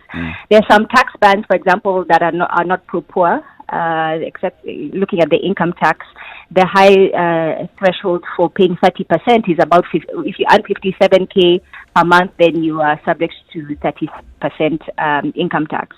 Now, someone who's earning 57K a month is not someone who is very well off. In fact, in many instances, can be considered vulnerable, right? So we need to think about how can we reconsider some of these tax bans to make sure that they're not regressive. At the county level also we're looking, actually to be honest, we're not seeing a lot of county activity. We're seeing a lot of proclamations from the national government, but we're not seeing governors come out and say we're providing relief from single business permit or property tax or cess collections or things like that. And at the county level, a lot of agricultural activity has been affected negatively. Right, our exports are suffering because there's not a lot of demand for horticulture products.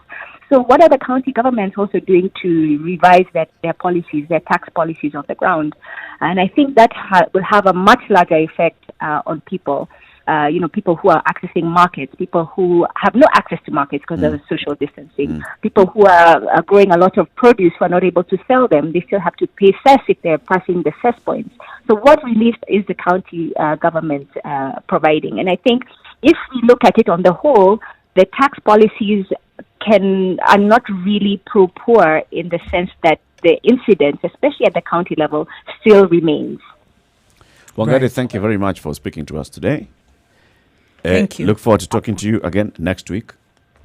Asante sana. And just a quick plug, we're having a webinar today. So if you follow us at Expertise KE, you'll find the link to our webinar. We're going to talk about health financing and the universal healthcare program. Awesome. So, in fact, we'll have that conversation with you in coming days on how to finance our healthcare system. Excellent. I'll be here with bells on. Good. Thanks, Wangari. Have a good day. Illuminating as always. Thank you. Thank you. Bye. Webinar after webinar, though, there are very many webinars now. I mean, you spend your day on hopping from one to the next. Because Kenyans talk a lot. Yes, it is. We meet. Usually it's face-to-face meetings. Now it's webinars. And I think they're much more efficient. Yes. Do they have a specific outcome? I think what is expected at the end of this webinar? Well, it depends on what the agenda is. Is it a talk shop or is it? No, talking is important. We are a country that doesn't talk enough, and maybe we need to structure our talking so that it's more geared towards common understanding. But you see, like now when she's talking about a very important topic of health financing, it's a big issue because how do you finance quality healthcare? And then we're a developing country that has multiple shocks, economic, social, and political, and we are trying to do development and attain or kind of consolidate our lower middle income status. And so we need solutions. Okay. And I think there's a realization that Western solutions don't work. We've got to make our own. Exactly. And we can only do that through the webinar discussions. Okay. I'll tell you what I think about the webinars. Research. Today's proverb, coming to the top of the hour, it's from Bemba in Zambia. When a monkey becomes old, it is fed by its young ones. When a monkey becomes old, it's fed by its young ones. So the next hour, let's talk about reopening of schools or not. Or should exams be held or not? Good morning, 9 o'clock.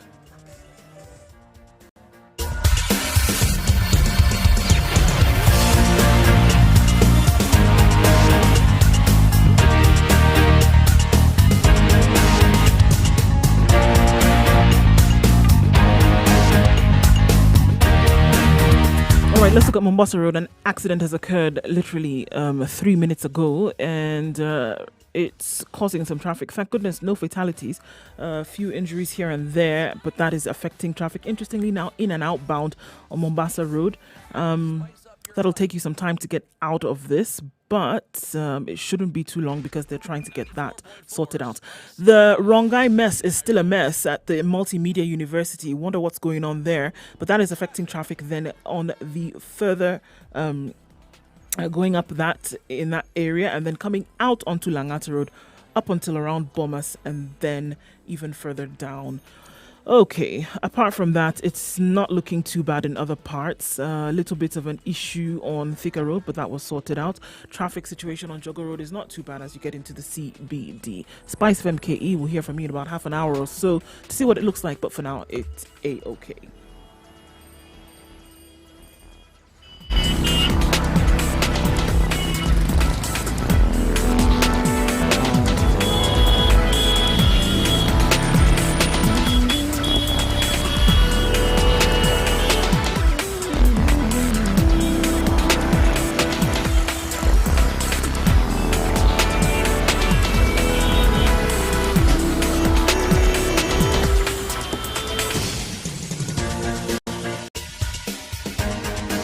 This is The Situation Room, the home of hard-hitting political commentary and penetrating insights about the state of the nation. This is a talk radio experience like no other. The Situation Room, a place for hard truths, debates, and elevated conversations. The Situation Room, witty, political, engaging, deep, controversial. In the room, we have C.T. Muga, researcher, academic, seasoned political observer, a fountain of wisdom in these politically uncertain we bring times. that conversation back. We had it on Monday, Oko, and now let's Nigerian bring by back the opening of birth, school. Kenyan by choice, Should they communications not? expert, Should exams be Pan-Africanist, a postponed true... or should they not? The team that was formed by the CS for Education, Professor George Magoha, is due to work on its report and forward the report to the appointing authority soon. It's headed by the head of the curriculum development, KICD. Right. Mm-hmm. So, what is it that the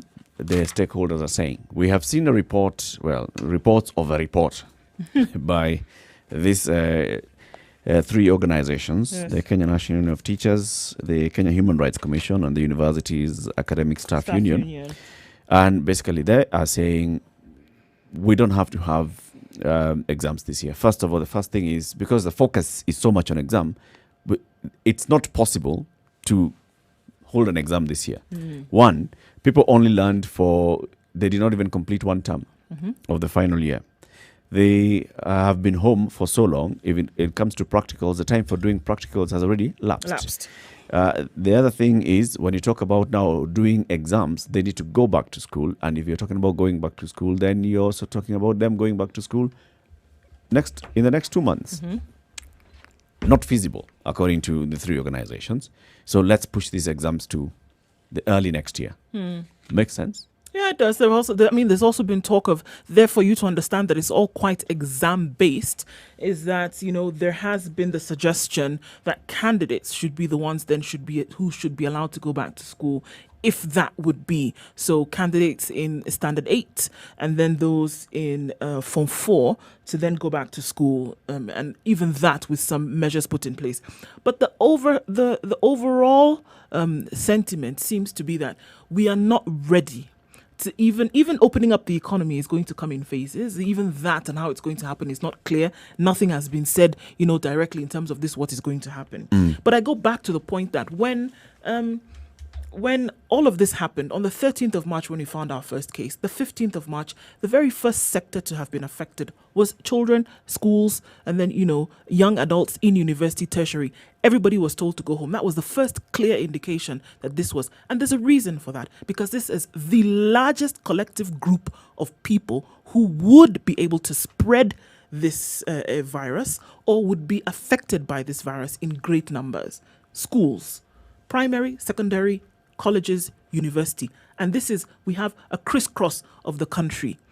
There's a reason why they were the first who were asked to go home. Understand that churches and religious groups and organizations came after this. right? The other things that we're battling and grappling with, restaurants and hotels opening and all of this, came after this. So children are asked to go home, and for good reason. Now, by the time you want to ask them to come back, there are a million things that you have to do and make sure that these have to be taken into consideration. Leave the exam and all of this alone, first of all, because of the fact that we have children going to school across the country.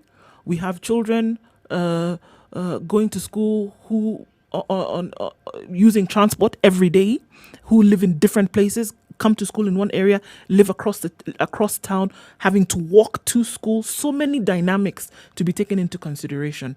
And then you talk about the fact that an exam is still, okay, then we bring the exam and it's still in place. And that has not been, there's just too much going on in the pot for you to see what we're actually cooking. We don't have any clear direction. And by virtue of the fact that there's no clear direction, I would agree to say, just wait.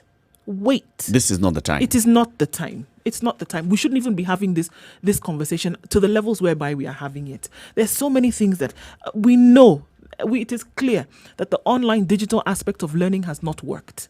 It has not worked because if you wanted to have a collective system, it hasn't worked because, unfortunately, you have some people who are disadvantaged. Yeah. And even amongst the advantaged, you have people then who are not able to guard and guide because they have to be at work in terms of their parents. And because of COVID, they've had to send caregivers home. They're not able to take care of them. And so who's going to supervise in class? Because you have younger children who need supervision. Even if you have older children, they're left to their own vices most times. So there's so many things that come into play here that need to be taken into consideration. Too many balls in the air. So because of the fact that there are too many balls in the air, the decision that makes most sense is to just hold, see, and then you can act. Then you can now act. This report was prepared by those three organizations: the Kenya Human Rights Commission, the Universities Academic Staff Union, and the Kenya National Union of Teachers. Now, let's speak to one of the organizations. The Kenya Human Rights Commission. George Kegoro is of the Kenya Human Rights Commission. He's now joining us on the line. Good morning, George. Good morning. Thank you very much for speaking to us. Welcome to the Situation Room. My pleasure. Good morning, George. Good morning. Morning, George. Great to hear you. Thanks for taking our call on short notice. Appreciated. You're welcome. Now, George, this report that you have prepared as the three organizations, and you brought in now medics and other professionals to come in and contribute to this. Just take us through it quite briefly. What is the thrust of what the report is saying?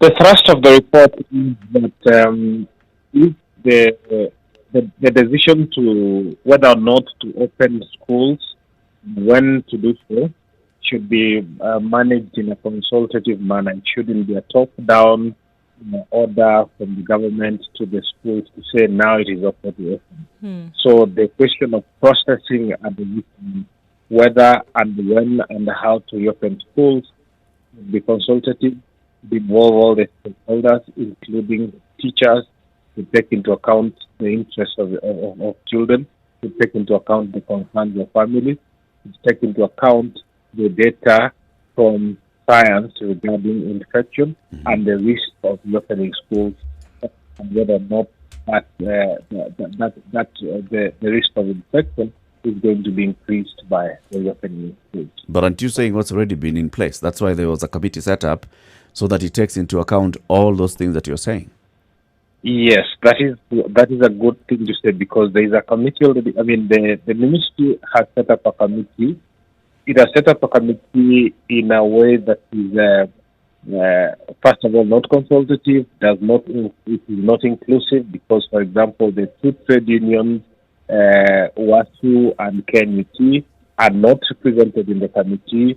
The ministry has said that it does not regard their non-representation, and they are not getting a voice in the processes for deciding on whether or not school should open. It doesn't regard that as an omission, and it is proceeding in a fashion that we regard to be really confrontational and bad faith, and that is so the questions of process are difficult from the beginning. So now they're going into the report itself, a number of things that you're seeing already. You've gotten a front page coverage on the Standard this morning. Reset KCPE and KCSE exams, postpone the exams, talking about repeating of classes. So we've already, briefly discussed the merits of the first two, resetting the exams and postponing the exams. Let's talk about repeating of classes, because now this also becomes thorny. You're telling people that basically this year is lost. If you are in Standard 1, you remain in Standard 1 in 2021. If you are in Standard 8, you remain a Standard 8 in 2021. Is that what we're talking about? I mean, those are all proposals for consideration in the air, and it is the worst of the scenarios. It could even get worse. Remember this, that none of us really knows what is the worst that can happen as a result of this pandemic. We already know that there are going to be significant sacrifices that need to be made, and that have already been made in terms of lost business, in terms of lost time by people because they want to remain safe. The question that the country is confronting each and every day is, what are the functions that are driving decision-making on the part of the government? The government doesn't put out there its theory of how this pandemic is going to be managed over time. We've been out of work and out of normal business for 2 months already. Yep. And one sense that the way decision-making is being driven at the moment is based on fatigue. Fatigue that we've been at a standstill for so long. Something needs to give, something needs to change, rather than a view that we've managed the pandemic, or we've flattened the curve, as the saying goes, and therefore it's safe to reopen. The thing is, the government is saying that the peak period for infection is August. Yeah. We're in May. If the peak period is in August, which means, according to its own projection, the worst is yet to come. Yeah. Why would we be reopening schools if the worst is still ahead of us? Right. It doesn't make sense. How do you justify the discussion going on about reopening of the economy if, based on the projections that the government has, it must be that they don't believe their own projection? Well, there you go. And even looking at this, George, I mean, just to ask ourselves the question that, just going back to the point that decisions are fueled by information. And if we're going to a place where targeted testing has only begun really in the last 2 weeks, and we see a spike in numbers, which is expected, then that means that if we are going forward in the next 1 month or so with the continued targeted testing in communities around the country, then we are going to see more numbers, and it only makes sense that we should still wait and see until we've been able to collate this information and then make a decision about so many other things based on what is found out. That's correct. I mean, I think what happened in this country, we overreacted to COVID-19, which is a good thing, because countries that underreacted in Europe have really, really suffered. Yep. We reacted, we closed everything down, we had no capacity to test. At the time we closed down, we were not even sure that which we were reacting to. Now we have organized ourselves, there's a better capacity to test, but unfortunately there's a little thing of how the securitization of that response has withheld people's willingness to be tested when the capacity to test has finally materialized. So people don't want to be tested because they sense that if you get tested, your world will be turned upside down, because you're going to be put in some kind of lockdown. The police will descend on your family, and so on and so forth. So those are questions that questions of trust have come in because of the extremely unacceptable manner in which the whole thing has been handled by the government.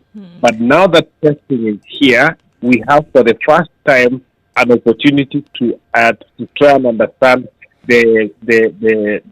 how widespread is the infection in the country. How widespread have we spread this infection?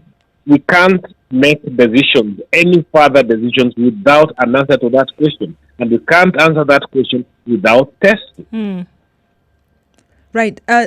George, obviously this whole situation has brought out the divide between the private and the public very starkly. And at some point, the CS was talking about halting all learning as to kind of equalize. the access to education. Obviously, has this been affected? And we also have British system schools in the country that continue to learn and to learn remotely and to prepare and take exams. So has your report dealt with this inequality? And linked to that, what are the proposals you have for some form of learning to take place, whether it is through, we've seen radio programs that, these are accessible quite widely, loading up curriculums that can help the home-based schooling.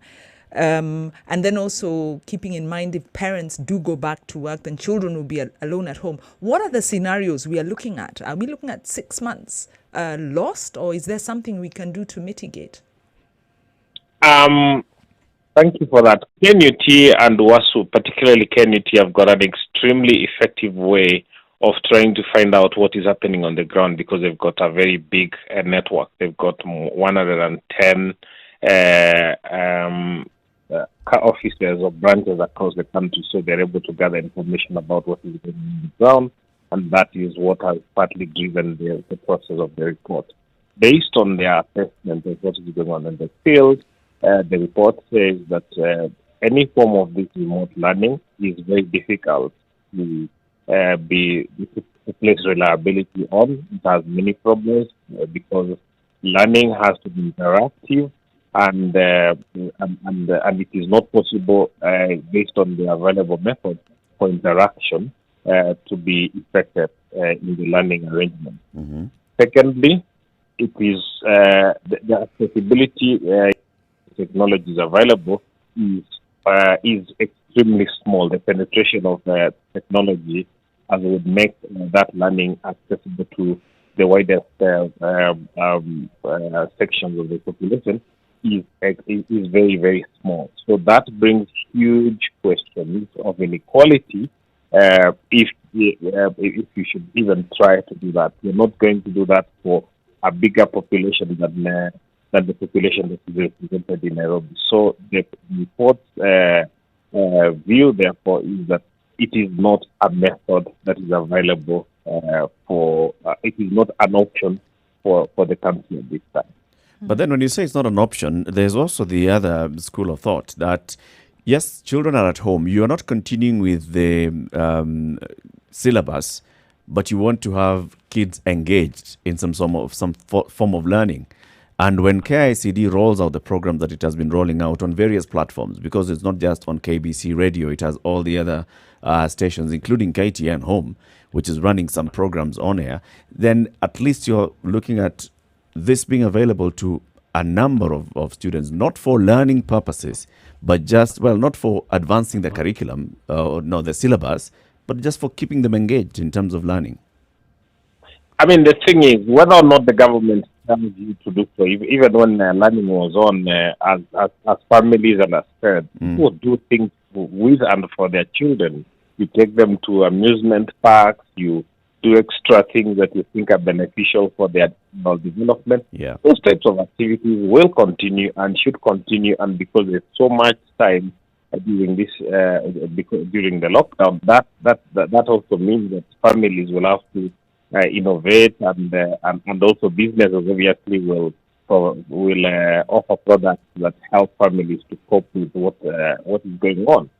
But there is a sense in which we think that Nairobi is Kenya and Kenya is Nairobi, and there's a huge part of Kenya that is out there that has no access to electricity, that has no access to computers, that has no access to television. That is also Kenya, and that is also a part of Kenya that should be factored into the planning and into the decision making. We can't say that because we've got these gadgets that can be available in Nairobi and that can be available to families that have got a certain level of income. Yeah. We've covered the country and everything is okay. It is not okay. True.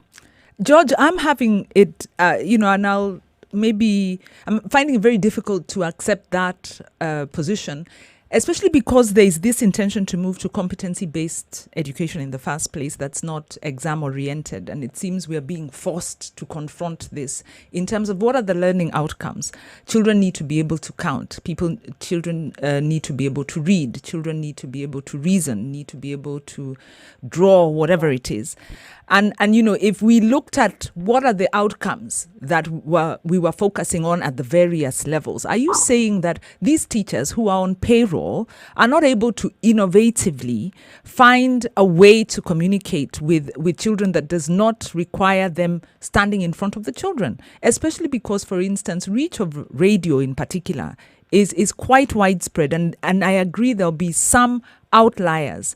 And, again, innovation. How do we reach the outliers? Partner with the counties and find a way to reach the outliers. So I'm finding it very difficult to accept that there is no innovation, that children can't learn because they can't directly interface. Yet these teachers, anyway, are present all around the country. Okay, one of the things, two things. The unions are saying everything should be on the table if they instituted a discussion in good faith. So part of the huge problem right now is a problem of process, that the ministry is dictating what needs to be done, has a preset view of how the solution should be, of what the solutions should be. It is a very much the same template that was used in rolling out CBC. The ministry rolled out CBC as this peremptory thing that you take it or leave it, and has been going on that basis and making it and strained relationships significantly with the unions. And we last year, for example, we had the National Education Conference, with a huge conference that brought about 300 people from around the country to discuss CBC and its frailties without the participation of the ministry. In fact, with the active sabotage of the ministry, because the ministry, aware of the education conference, placed its own rival conference on exactly the same date so as to rain out the conference out of town. So the ministry is used to a situation where it acts in extremely deliberate bad faith to drown out the concerns of legitimate stakeholders. And that is what is going on here also. That sounds like the intractable problem. That really that sounds is like the intractable problem. The intractable problem is the ministry knows everything. The ministry is not available to be advised by anybody else. The ministry tells you because the ministry knows everything. That is the problem we are dealing with. But George, the ministry has called in the Private Schools Association. The ministry has called in the school heads. The ministry has called in all these other stakeholders to come and have a conversation, simply because there are two. And well, I'm not downplaying the role that the two play or the importance that the two have. Just because the two unions are not in this particular conversation or at the round table does not mean that the ministry is dictating. Should they be on the table reasonably, according to you? Yes, they should. Do you think the relationship in around the CBC? I don't know whether you followed how CBC has been rolled out and how the challenges in terms of getting the rotations, how that has happened. Do you think the ministry, based on that history and a climate of a trusting relationship exists between the ministry and the union? It doesn't. The ministry knows that. The ministry knows that for its decisions to be acceptable, it needs to not only act in good faith, but to be seen to act in good faith because of that specific history. The unions also need to act in good faith. And that's why we were having the same conversation earlier. The unions also need to act in good faith. When you talk about the rollout of the CBC and the participation of the unions and what the unions were doing and what the unions have been doing, maybe the ministry is coming from a point where it's seeing these people are not acting in good faith. Yeah, they're just coming to the table to throw a dead cat, to make sure that everything here is cattled until we give them the chair position at the table. Eric is representing one side of the room because the other side of the room really says that top-down, de facto authoritarian approaches are not the way to deal with a pandemic and to get stakeholders on board, which is what the ministry is doing. We're all agreeing on the issue that that authoritarian top-down approach is not the way to go. That's the ministry's approach. From both sides, from the union side, from the government side.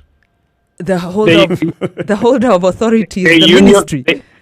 You can't be top down if you don't have power. The only stakeholder that has power in all these relationships is the government, because the government is the only government at table. It's the only stakeholder that arrives from a position of power. Everybody else has a level of powerlessness and has got to be fitted in. So you can't use the paradigm of you can't dictate the government, because nobody can dictate the government. It's the only stakeholder that arrives at table with power. And the approach of top-down has been evident, not just in relation to education. It's also been very evident in how police have dealt with the general population outside of the education sector, the general population, and how it should deal with the COVID-19. It is very much what has been evident. So the template is the same everywhere. So are you saying, George, that in essence, that even with what has been done, if we're looking at it from an authoritarian point of view, with the views that have been asked of people from across the country, whether it is those who are sending an email with the group that is headed by the head of the KICD, are we saying that all of this doesn't matter if the ministry is going to make a decision about what would happen anyway? I mean, the ministry has tended, based on what, let's just take the way CBC was rolled out. The ministry has tended to know where it was going and what it wants long before it instituted a consultation. Because what it calls consultation has tended to be a ticking of boxes and attempt to show that it talks to people, but that attempt, it is clear from the beginning that it is not capable of affecting the decided destination that the ministry has. So that's the record we have. Rubber stamping. We call it rubber stamping. Yeah. That's a good one. So, George, have you presented this report to this committee? Yes, we didn't present it to the committee. We presented it to the government, the task force. So we are suggesting that the committee set up in bad faith, and so we will just not engage with the committee, but we'll engage with the government in a different way. Which is the overarching anyway. The National Emergency Response Task Force. So we to the task force, and we just think that that is already good enough. George, we were just on a phone call with Wangari Mwekia, who's a budget PFM expert. And in fact, the sentiment also came out from her part, where she said that the government response is not cohesive. And the manner in which they are engaging stakeholders is also not cohesive. And, what you're saying is an indication of that, where, we expect the sector by all means to engage stakeholders, but there's an overarching body that really should have a clear role in cohesing the response, so that I think you're perfectly in order to respond to the, submit the report to the overarching. It's their job then to engage the sector with these recommendations. And it's really not our fault that, it's tragic, but it's not really our fault that government is unable to coordinate itself more effectively. And unfortunately, some of the sectors are shooting themselves in the foot, because I think a pandemic is a crisis of proportions beyond what government can respond to. And government needs stakeholders to be on board of the program, because stakeholders are part of the response. The sacrifice is being made by the children and the parents and the teachers. They are the ones who are, that's why the rubber hits the road. Yeah. And by alienating the main constituency, the ministry can't succeed, and we will all lose, unfortunately, if this continues. I mean, exactly. The question is, how can the ministry win, and what would without the public winning, and how would that victory look like? There are factors like schools are the quarantine centers, what are they going to move people who are quarantined in the schools if they decide to open them, there are questions like that on the table. Yeah. The questions to do with, and you've talked about coordination. The ministry says, the Ministry of Health says that people are not going to be paying for quarantine. I know cases, there's a school in Nyeri County, Nyakongo High School, where people are in quarantine and they are paying 10,000 shillings to get meals. We've taken that up with the ministry. The ministry has said, you take that up with the county government of Nyeri. It's not our matter. So the county government of Nyeri can charge people for quarantine when the Ministry of Health has said that quarantine is for free. So it speaks to how uncoordinated the government is. And when you bring it to the national government's attention, they tell you they are powerless. You've got to be with the county government of Nyeri for that issue to be resolved. So this approach that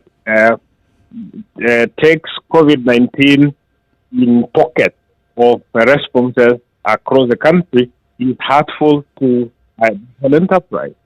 And it's hurtful to the entire response, basically. And this is true. When such an unfortunate basic things like, well, you are supposed to be in quarantine and it shall be free of charge.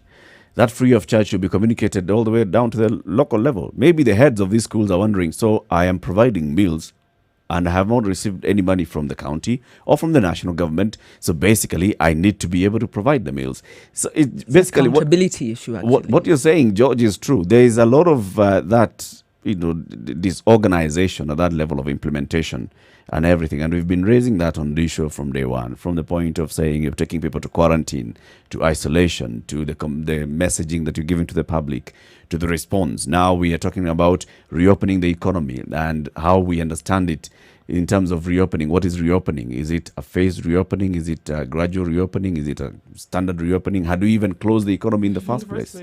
There's a whole back and forth on this. George, before Wanjiru comes in, George, I'd like to just go back to the point of presenting the report to the Sararuto committee or taking it to the task force or raising the issue with the composition of this committee itself and the overarching need. And the whole idea here is that you are representing the views of the teachers for the plight of teachers and students, because these are the ones, if schools open, teachers and students are the ones that are going to be affected. However, and I feel, and this is where we agree to disagree, that you guys ought also to have taken this report to that committee. However, it is structured. It has representatives of all the other sectors. It has parents are in there. It has school heads. It has school owners, both private, government, and mission-based. Everybody else is there apart from these two unions. Just go and present the report to them. Anyway, they'll consider it. And you can still present the report to everybody else, to the public, like we are now discussing it. Okay, that's an issue. That's an issue that can be reviewed by the. I mean, this year's Kenya Human Rights Commission.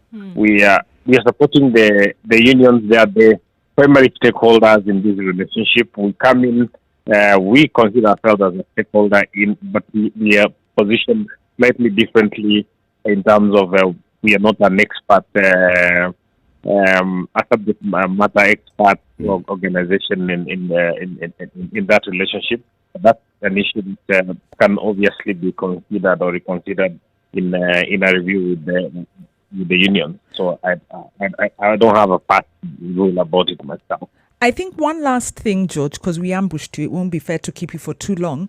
Did you look at the business side of the shutdown and how this is going to affect the investments that have been made by private investors? And did you also address the accountability in terms of the money flows from national government to county, like what we were talking about? If government says you're going to have free quarantine, obviously there's money being set aside for that. So the question is, where is that money? So does the report address the business side, and does it address the accountability side? The report addresses the accountability side and says, let's have transparency. Let's tell us how much money is available. where it is available from and show us the flow of that money in the enterprise of responding to COVID-19. So the union or let's say the stakeholders should be in a position to say or are calling on the government to exercise transparency, and transparency will be the basis for decision making. The report does not go into questions of the investment, and that was a question that was asked when we did the launch yesterday. How do people keep how do private schools in particular keep their teachers employed? That question was asked in the press conference yesterday. How do they pay teachers? How do they ensure that the infrastructure does not crumble? Because if they don't have kids, then they can't pay the overhead, and yet they do have overhead. Now, those are questions that need to be answered as part of the larger stimulus questions that COVID-19 has raised. Schools are businesses like all other businesses. And if the government is making decisions about businesses, it should make those decisions also in relation to private schools as business entities. Awesome. Thank you very much, George Kigoro, for speaking to us today. Thank you, My George. pleasure. We appreciate that you were able to join us. Have a good day. Thank you very much for that. At 24 minutes to 10 o'clock, let's take a look at weather and traffic and then continue the conversation. And who will be joining us shortly? CT Muga, working from home. Good morning.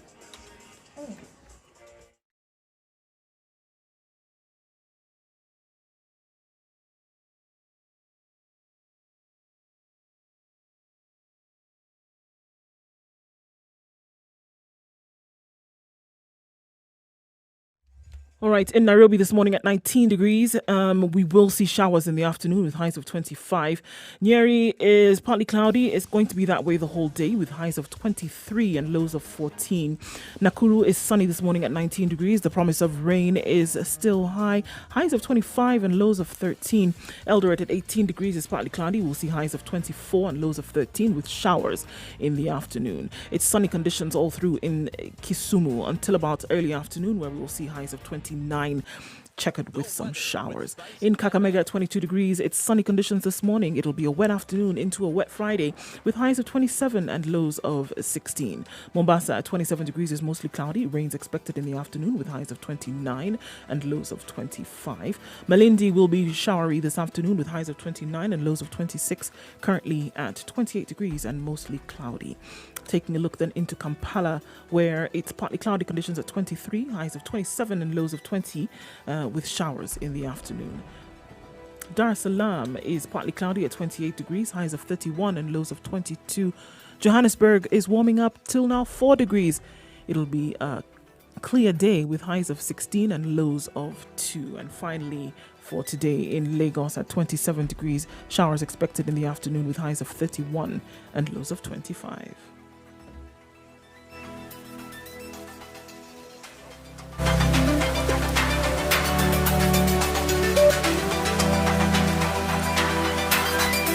Right, Mombasa Road is an absolute mess. In and outbound today, and right now in this hour, we saw an accident right around Visions Plaza, and that has affected what we saw was flowing smoothly previously. So it is bumper to bumper. There's an absolute gridlock on Mombasa Road. The same can be said of Magadi Road this morning. It is crazy, all the way from Rongai to Bomas. What is wrong is the question. We don't know per se, but we know that it's going to take you a while to get out there. So this is affecting traffic all the way down Langata Road. Thika Road, the vehicles on the service lane approaching Muthaiga not moving. The highway is moving very slowly. So we're smack dab in the middle of traffic hour, which has moved up about 30 minutes today for some reason. So everywhere you look, it's going to be a traffic-filled morning. Spice FMKE, that's how you can reach us on Twitter. But for now, that's what we see, guys. So you're going to have to exercise some patience.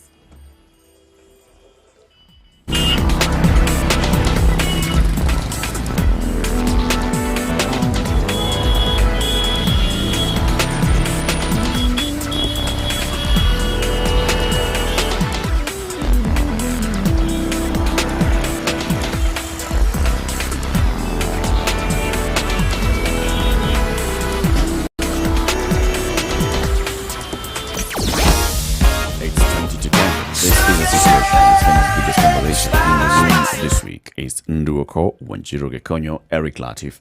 And working from home, but joining also on the show is CT Muga. CT, good morning. Good morning. Morning, CT. Hi, CT. Good morning. Hi. Yes. Good to hear you this morning. This working from home thing is working well for you. You actually sound very upbeat. If this is sounding upbeat, then I wonder what really being upbeat will sound like. Are you saying you're not upbeat? Oh, no. I'm upbeat-ish. Yes. You're upbeat-ish. Ish, yes. All right. You've heard we've just been talking to George Kegoro of the Kenya Human Rights Commission on the issue of the education, the reopening of schools. The Human Rights Commission worked with the two unions, the Universities Academic Staff Union and the Kenya National Union of Teachers, to come up with a report regarding the reopening of schools, in which they're saying, well, let's not even have this conversation. Let's postpone everything when it comes to thinking about schools. Push exams. Let's not reopen now. Maybe the earliest we can even be considering is September. In terms of the exams themselves, reset those exams so that they are alive to the fact that students did not cover the syllabus this year. Many things that they have discussed. Think about it. If let's take the university for instance, okay? Mm-hmm. Let's say the students take the exams, complete the exams, and then wait for graduation. Then what? Then they graduate. You see, or what? Then what? You want all these young people to graduate and to go where exactly? To move to the next stage, right? Yes. Next stage is what? To join those who are unemployed. I think Mr. George Gode and the people and the two unions that consulted on this matter actually have it right. Somehow, I don't think the seriousness of COVID and the impact has actually hit some of our decision makers. That things aren't normal. There's nothing usual. Everything around us is actually unusual. And so we must approach it from that perspective. To be fair, though, to everybody else who has participated in this conversation, it's almost been a uniform conversation. Many of those that even went and presented their views to the Sararuto Response Committee on Education were saying the same thing. That, look, there's a lot that is still up in the air. When it comes to talking about schools, you're talking about a population that you really, there are very many young people who you can't really enforce wearing of masks or keeping of social distancing.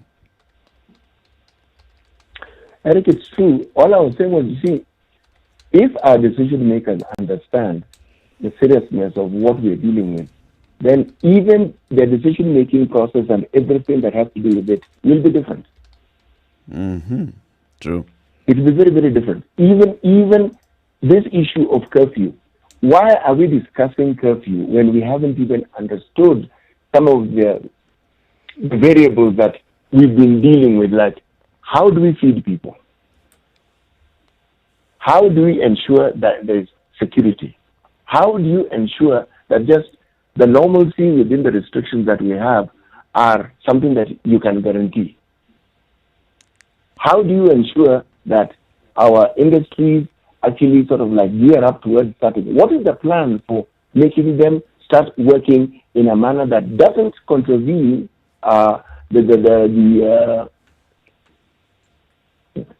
so these are the rules and regulations that have been set in place, but yet they actually go about doing their business.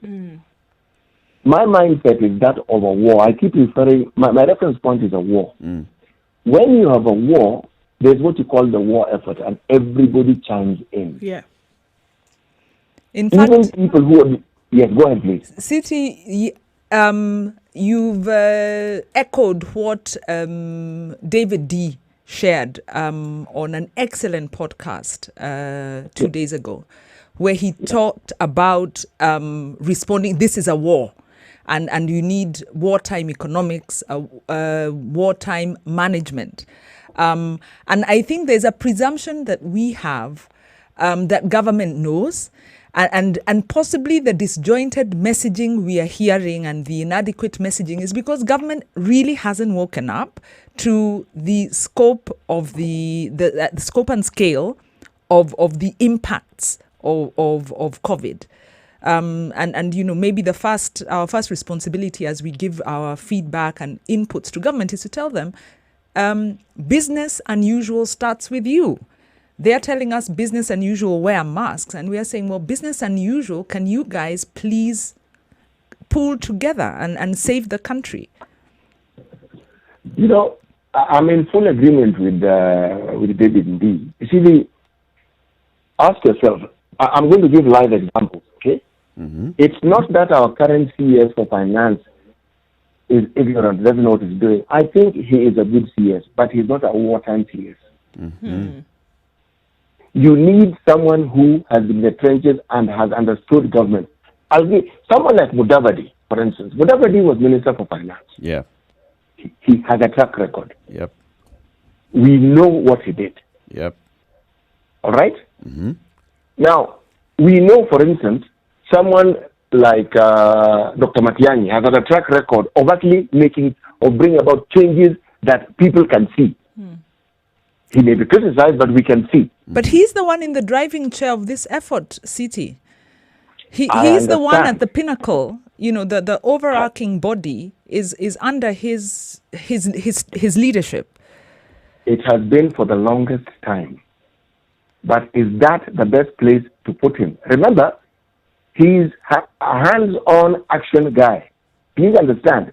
There are people who do well managing others. There are people who do well leading the charge. If you put someone who is good at leading the charge to oversee, that may not be the best place to put him. So what would you do? What's your suggestion? My suggestion is this. I've been making the suggestion on and off tentatively. Now I want to make it live. All right? You first said it here. Yes. There are enough people. Hear ye. Let it be known. Yeah, all ye men, by this presence, let it be known. Yes. There are enough Kenyans who have a track record of actually done things within government successfully. It doesn't matter. Please look for these people and tell them, we need your efforts right now. Okay? Mm-hmm. We have a problem that requires people who understand government and who know what to do and not afraid to make decisions. Yeah. You are required now because the people we have are good people, but this one they can't handle. We've given them something that they actually can't. It's not that they are bad. It's not that they're even incompetent. They can't manage this. So, Mudavadi, have you given us a solution? You're telling us what's not working. I've actually begun. Yes. I mentioned Mudavadi, all right? Mm-hmm. Look at something key, like let's say health, and look at something else. What is to stop us from merging health with internal security? Did you say there's nothing to stop us? Yes, there's nothing to stop us from merging it because the person in charge of internal security is somebody we've understood to be an actions guy who gets things done. I see. You're saying that. Crazy. What are you saying, really? I am saying stop thinking conventionally. All right, that's what I'm saying. I am saying basically you're saying let's make Matiang'i the chairman of the National Emergency Response Committee. Overall, CT, what you're saying is that in order for us to... The chairman is Mutai. CT, in order for us to see results, you're saying that there has to be a radical shift in operations in order for us to see some kind of change. Yes. And I'm saying that we shouldn't think of revolving the people who are already within government currently and thinking they'll find a solution. I'm saying no, not that. It's interesting. How is this response structured? What does the Jane that is a Harambee fund. That one is just raising money. Yes. Just raising money, and then they'll distribute the money. They'll distribute the money. We don't know what in terms of action. I'm trying to remember what the terms of reference were. The response to COVID-19 is rests with Mutai. The Ministry of Health. The Ministry of Health, the CS for Health, is the chairman of the National Emergency Response Committee. Under him, now there's the task force, and the task force now brings in the people from the county levels, right? The CEC, the chairman of the CECs for Health, like that, and the other, and the other PSs. But at that level is the National Emergency Response Committee. It has the Ministry of Health. Matiang'i is a member of it. Education is a member of it. Transport is it's multi-sectoral, but chaired by Mutahi Kagwe. So what you're saying, Siti, is that the problems we are facing are the leadership of the lack of leadership of Mutahi. Or is it the misconceptualization of the Emergency Response Committee? Why I chose health is because it's a key ministry. I chose it to make a point. And the point I was making is, and why I talked about even merging two ministries, I am emphasizing the need to think outside the so-called box. You see, what are we doing? We are saying, let us move Sicily Karaoke, put somebody else, all right? Good, we put somebody else. Before that, we had moved one Mr. James Macharia and put Sicily Karaoke, all right? Yep. Did the problems in the Ministry of Health, did we find... No, things simply just got worse. What I am saying is, if you can see that moving people around doesn't solve the problem, stop moving them around. Find other people. That's what I'm saying. I think what lacked is, and I agree with you to an extent, but not fully. I think Mutahi's done an excellent job. But I think the government... Mutahi is not a problem. I use that ministry and Mutahi as an example. I wasn't saying Mutahi is doing a bad job. No, he's not. He's doing an excellent job. Genuinely trying. I think though... Mutahi is genuinely trying. I think, not genuinely trying, I think he's very competent. I think the health response has been pretty good. But I think the conception of government of the COVID response is what has been wanting. Because government, first of all, approached this outbreak as a health issue, set up this committee with a focus on health, and then later realized, hold on a minute, we overlooked the livelihoods issue. And so now they're dealing with livelihoods. And I don't even think they've set up a social response to deal with the social realities. So I do agree there is a need for them to stand back and say, my goodness, this isn't working. How do we rejig whatever we are doing so that they can have a coordinated and holistic wartime response and realize this thing could sink the country. They're still talking about flagship projects, and I wonder, are you joking? I think now you understand. You see, if people are talking about things that they think they ought to focus on, and yet the very thing that is actually at the heart of our problems is not being adequately addressed, they haven't understood the seriousness of the situation that we are in. And as Eric and Ndu were saying earlier, we have 1 million people displaced by floods, on top of the COVID outbreak. Actually, by the way, when you look at it, COVID is not even a problem. It is the effects. No, it isn't. It is the effects of COVID that are a bigger problem. Yeah. Agreed. Yes. Agreed. Whole aviation sector shut down. No, everything. This one is everything. To the point where you have a situation where we are being given reports of the losses that COVID inflicted on take in 2019 when we didn't even have COVID.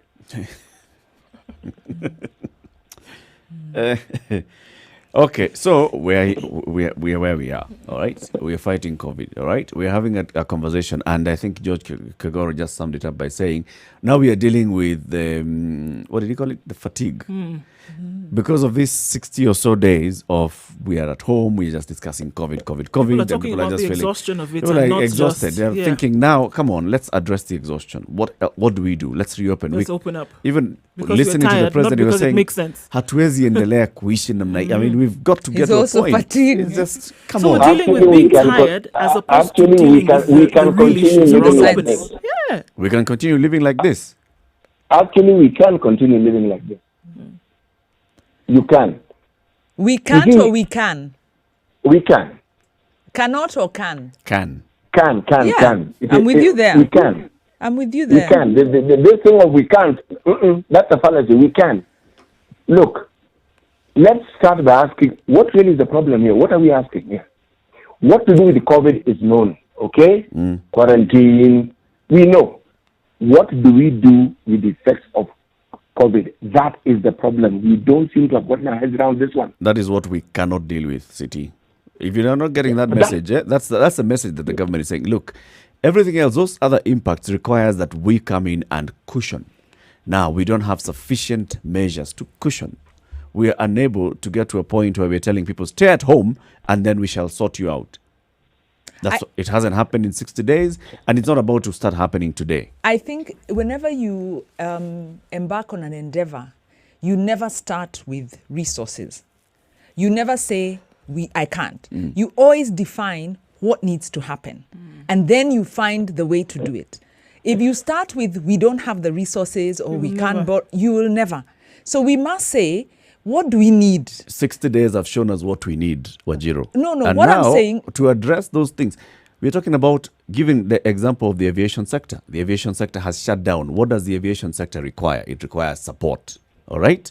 Now we are at that point. So what support does it require? It requires monetary support. It requires some sort of cushion. Now, are we able to?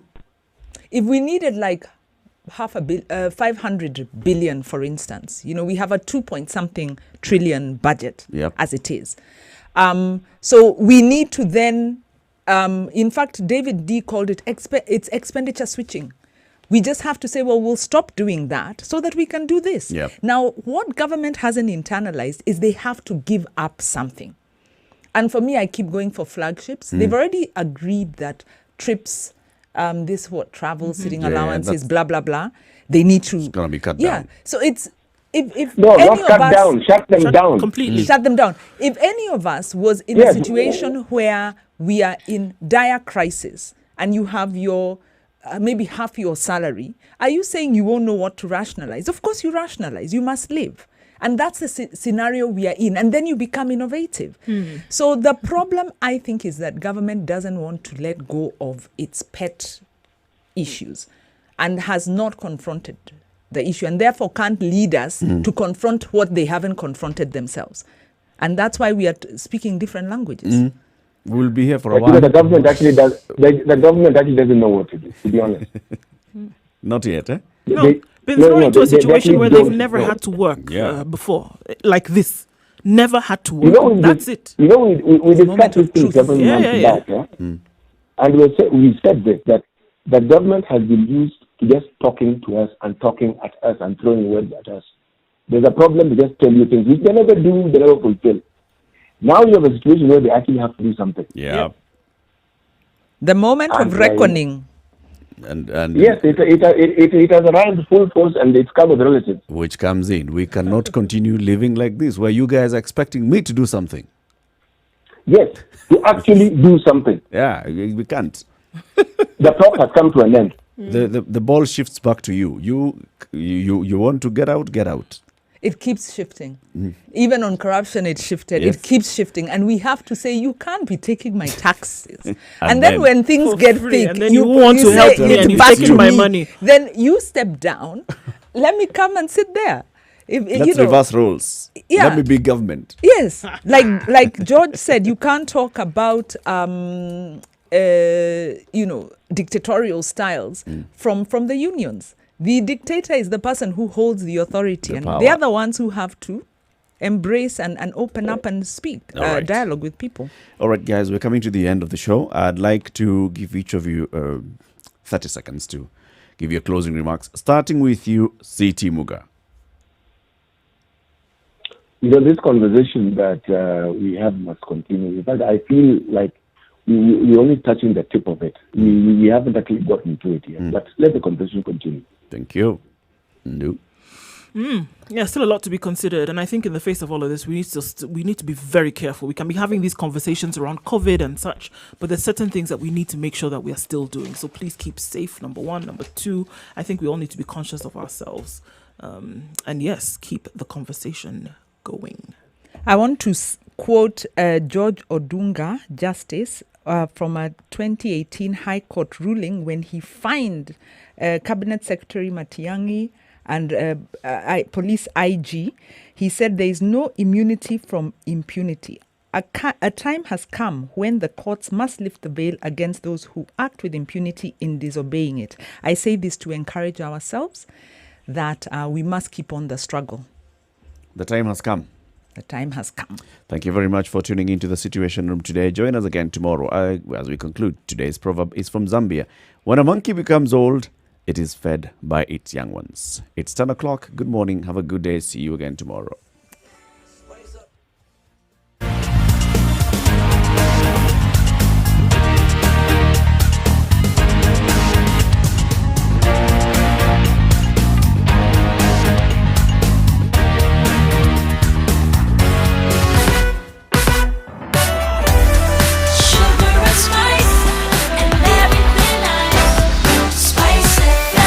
Spice up your life.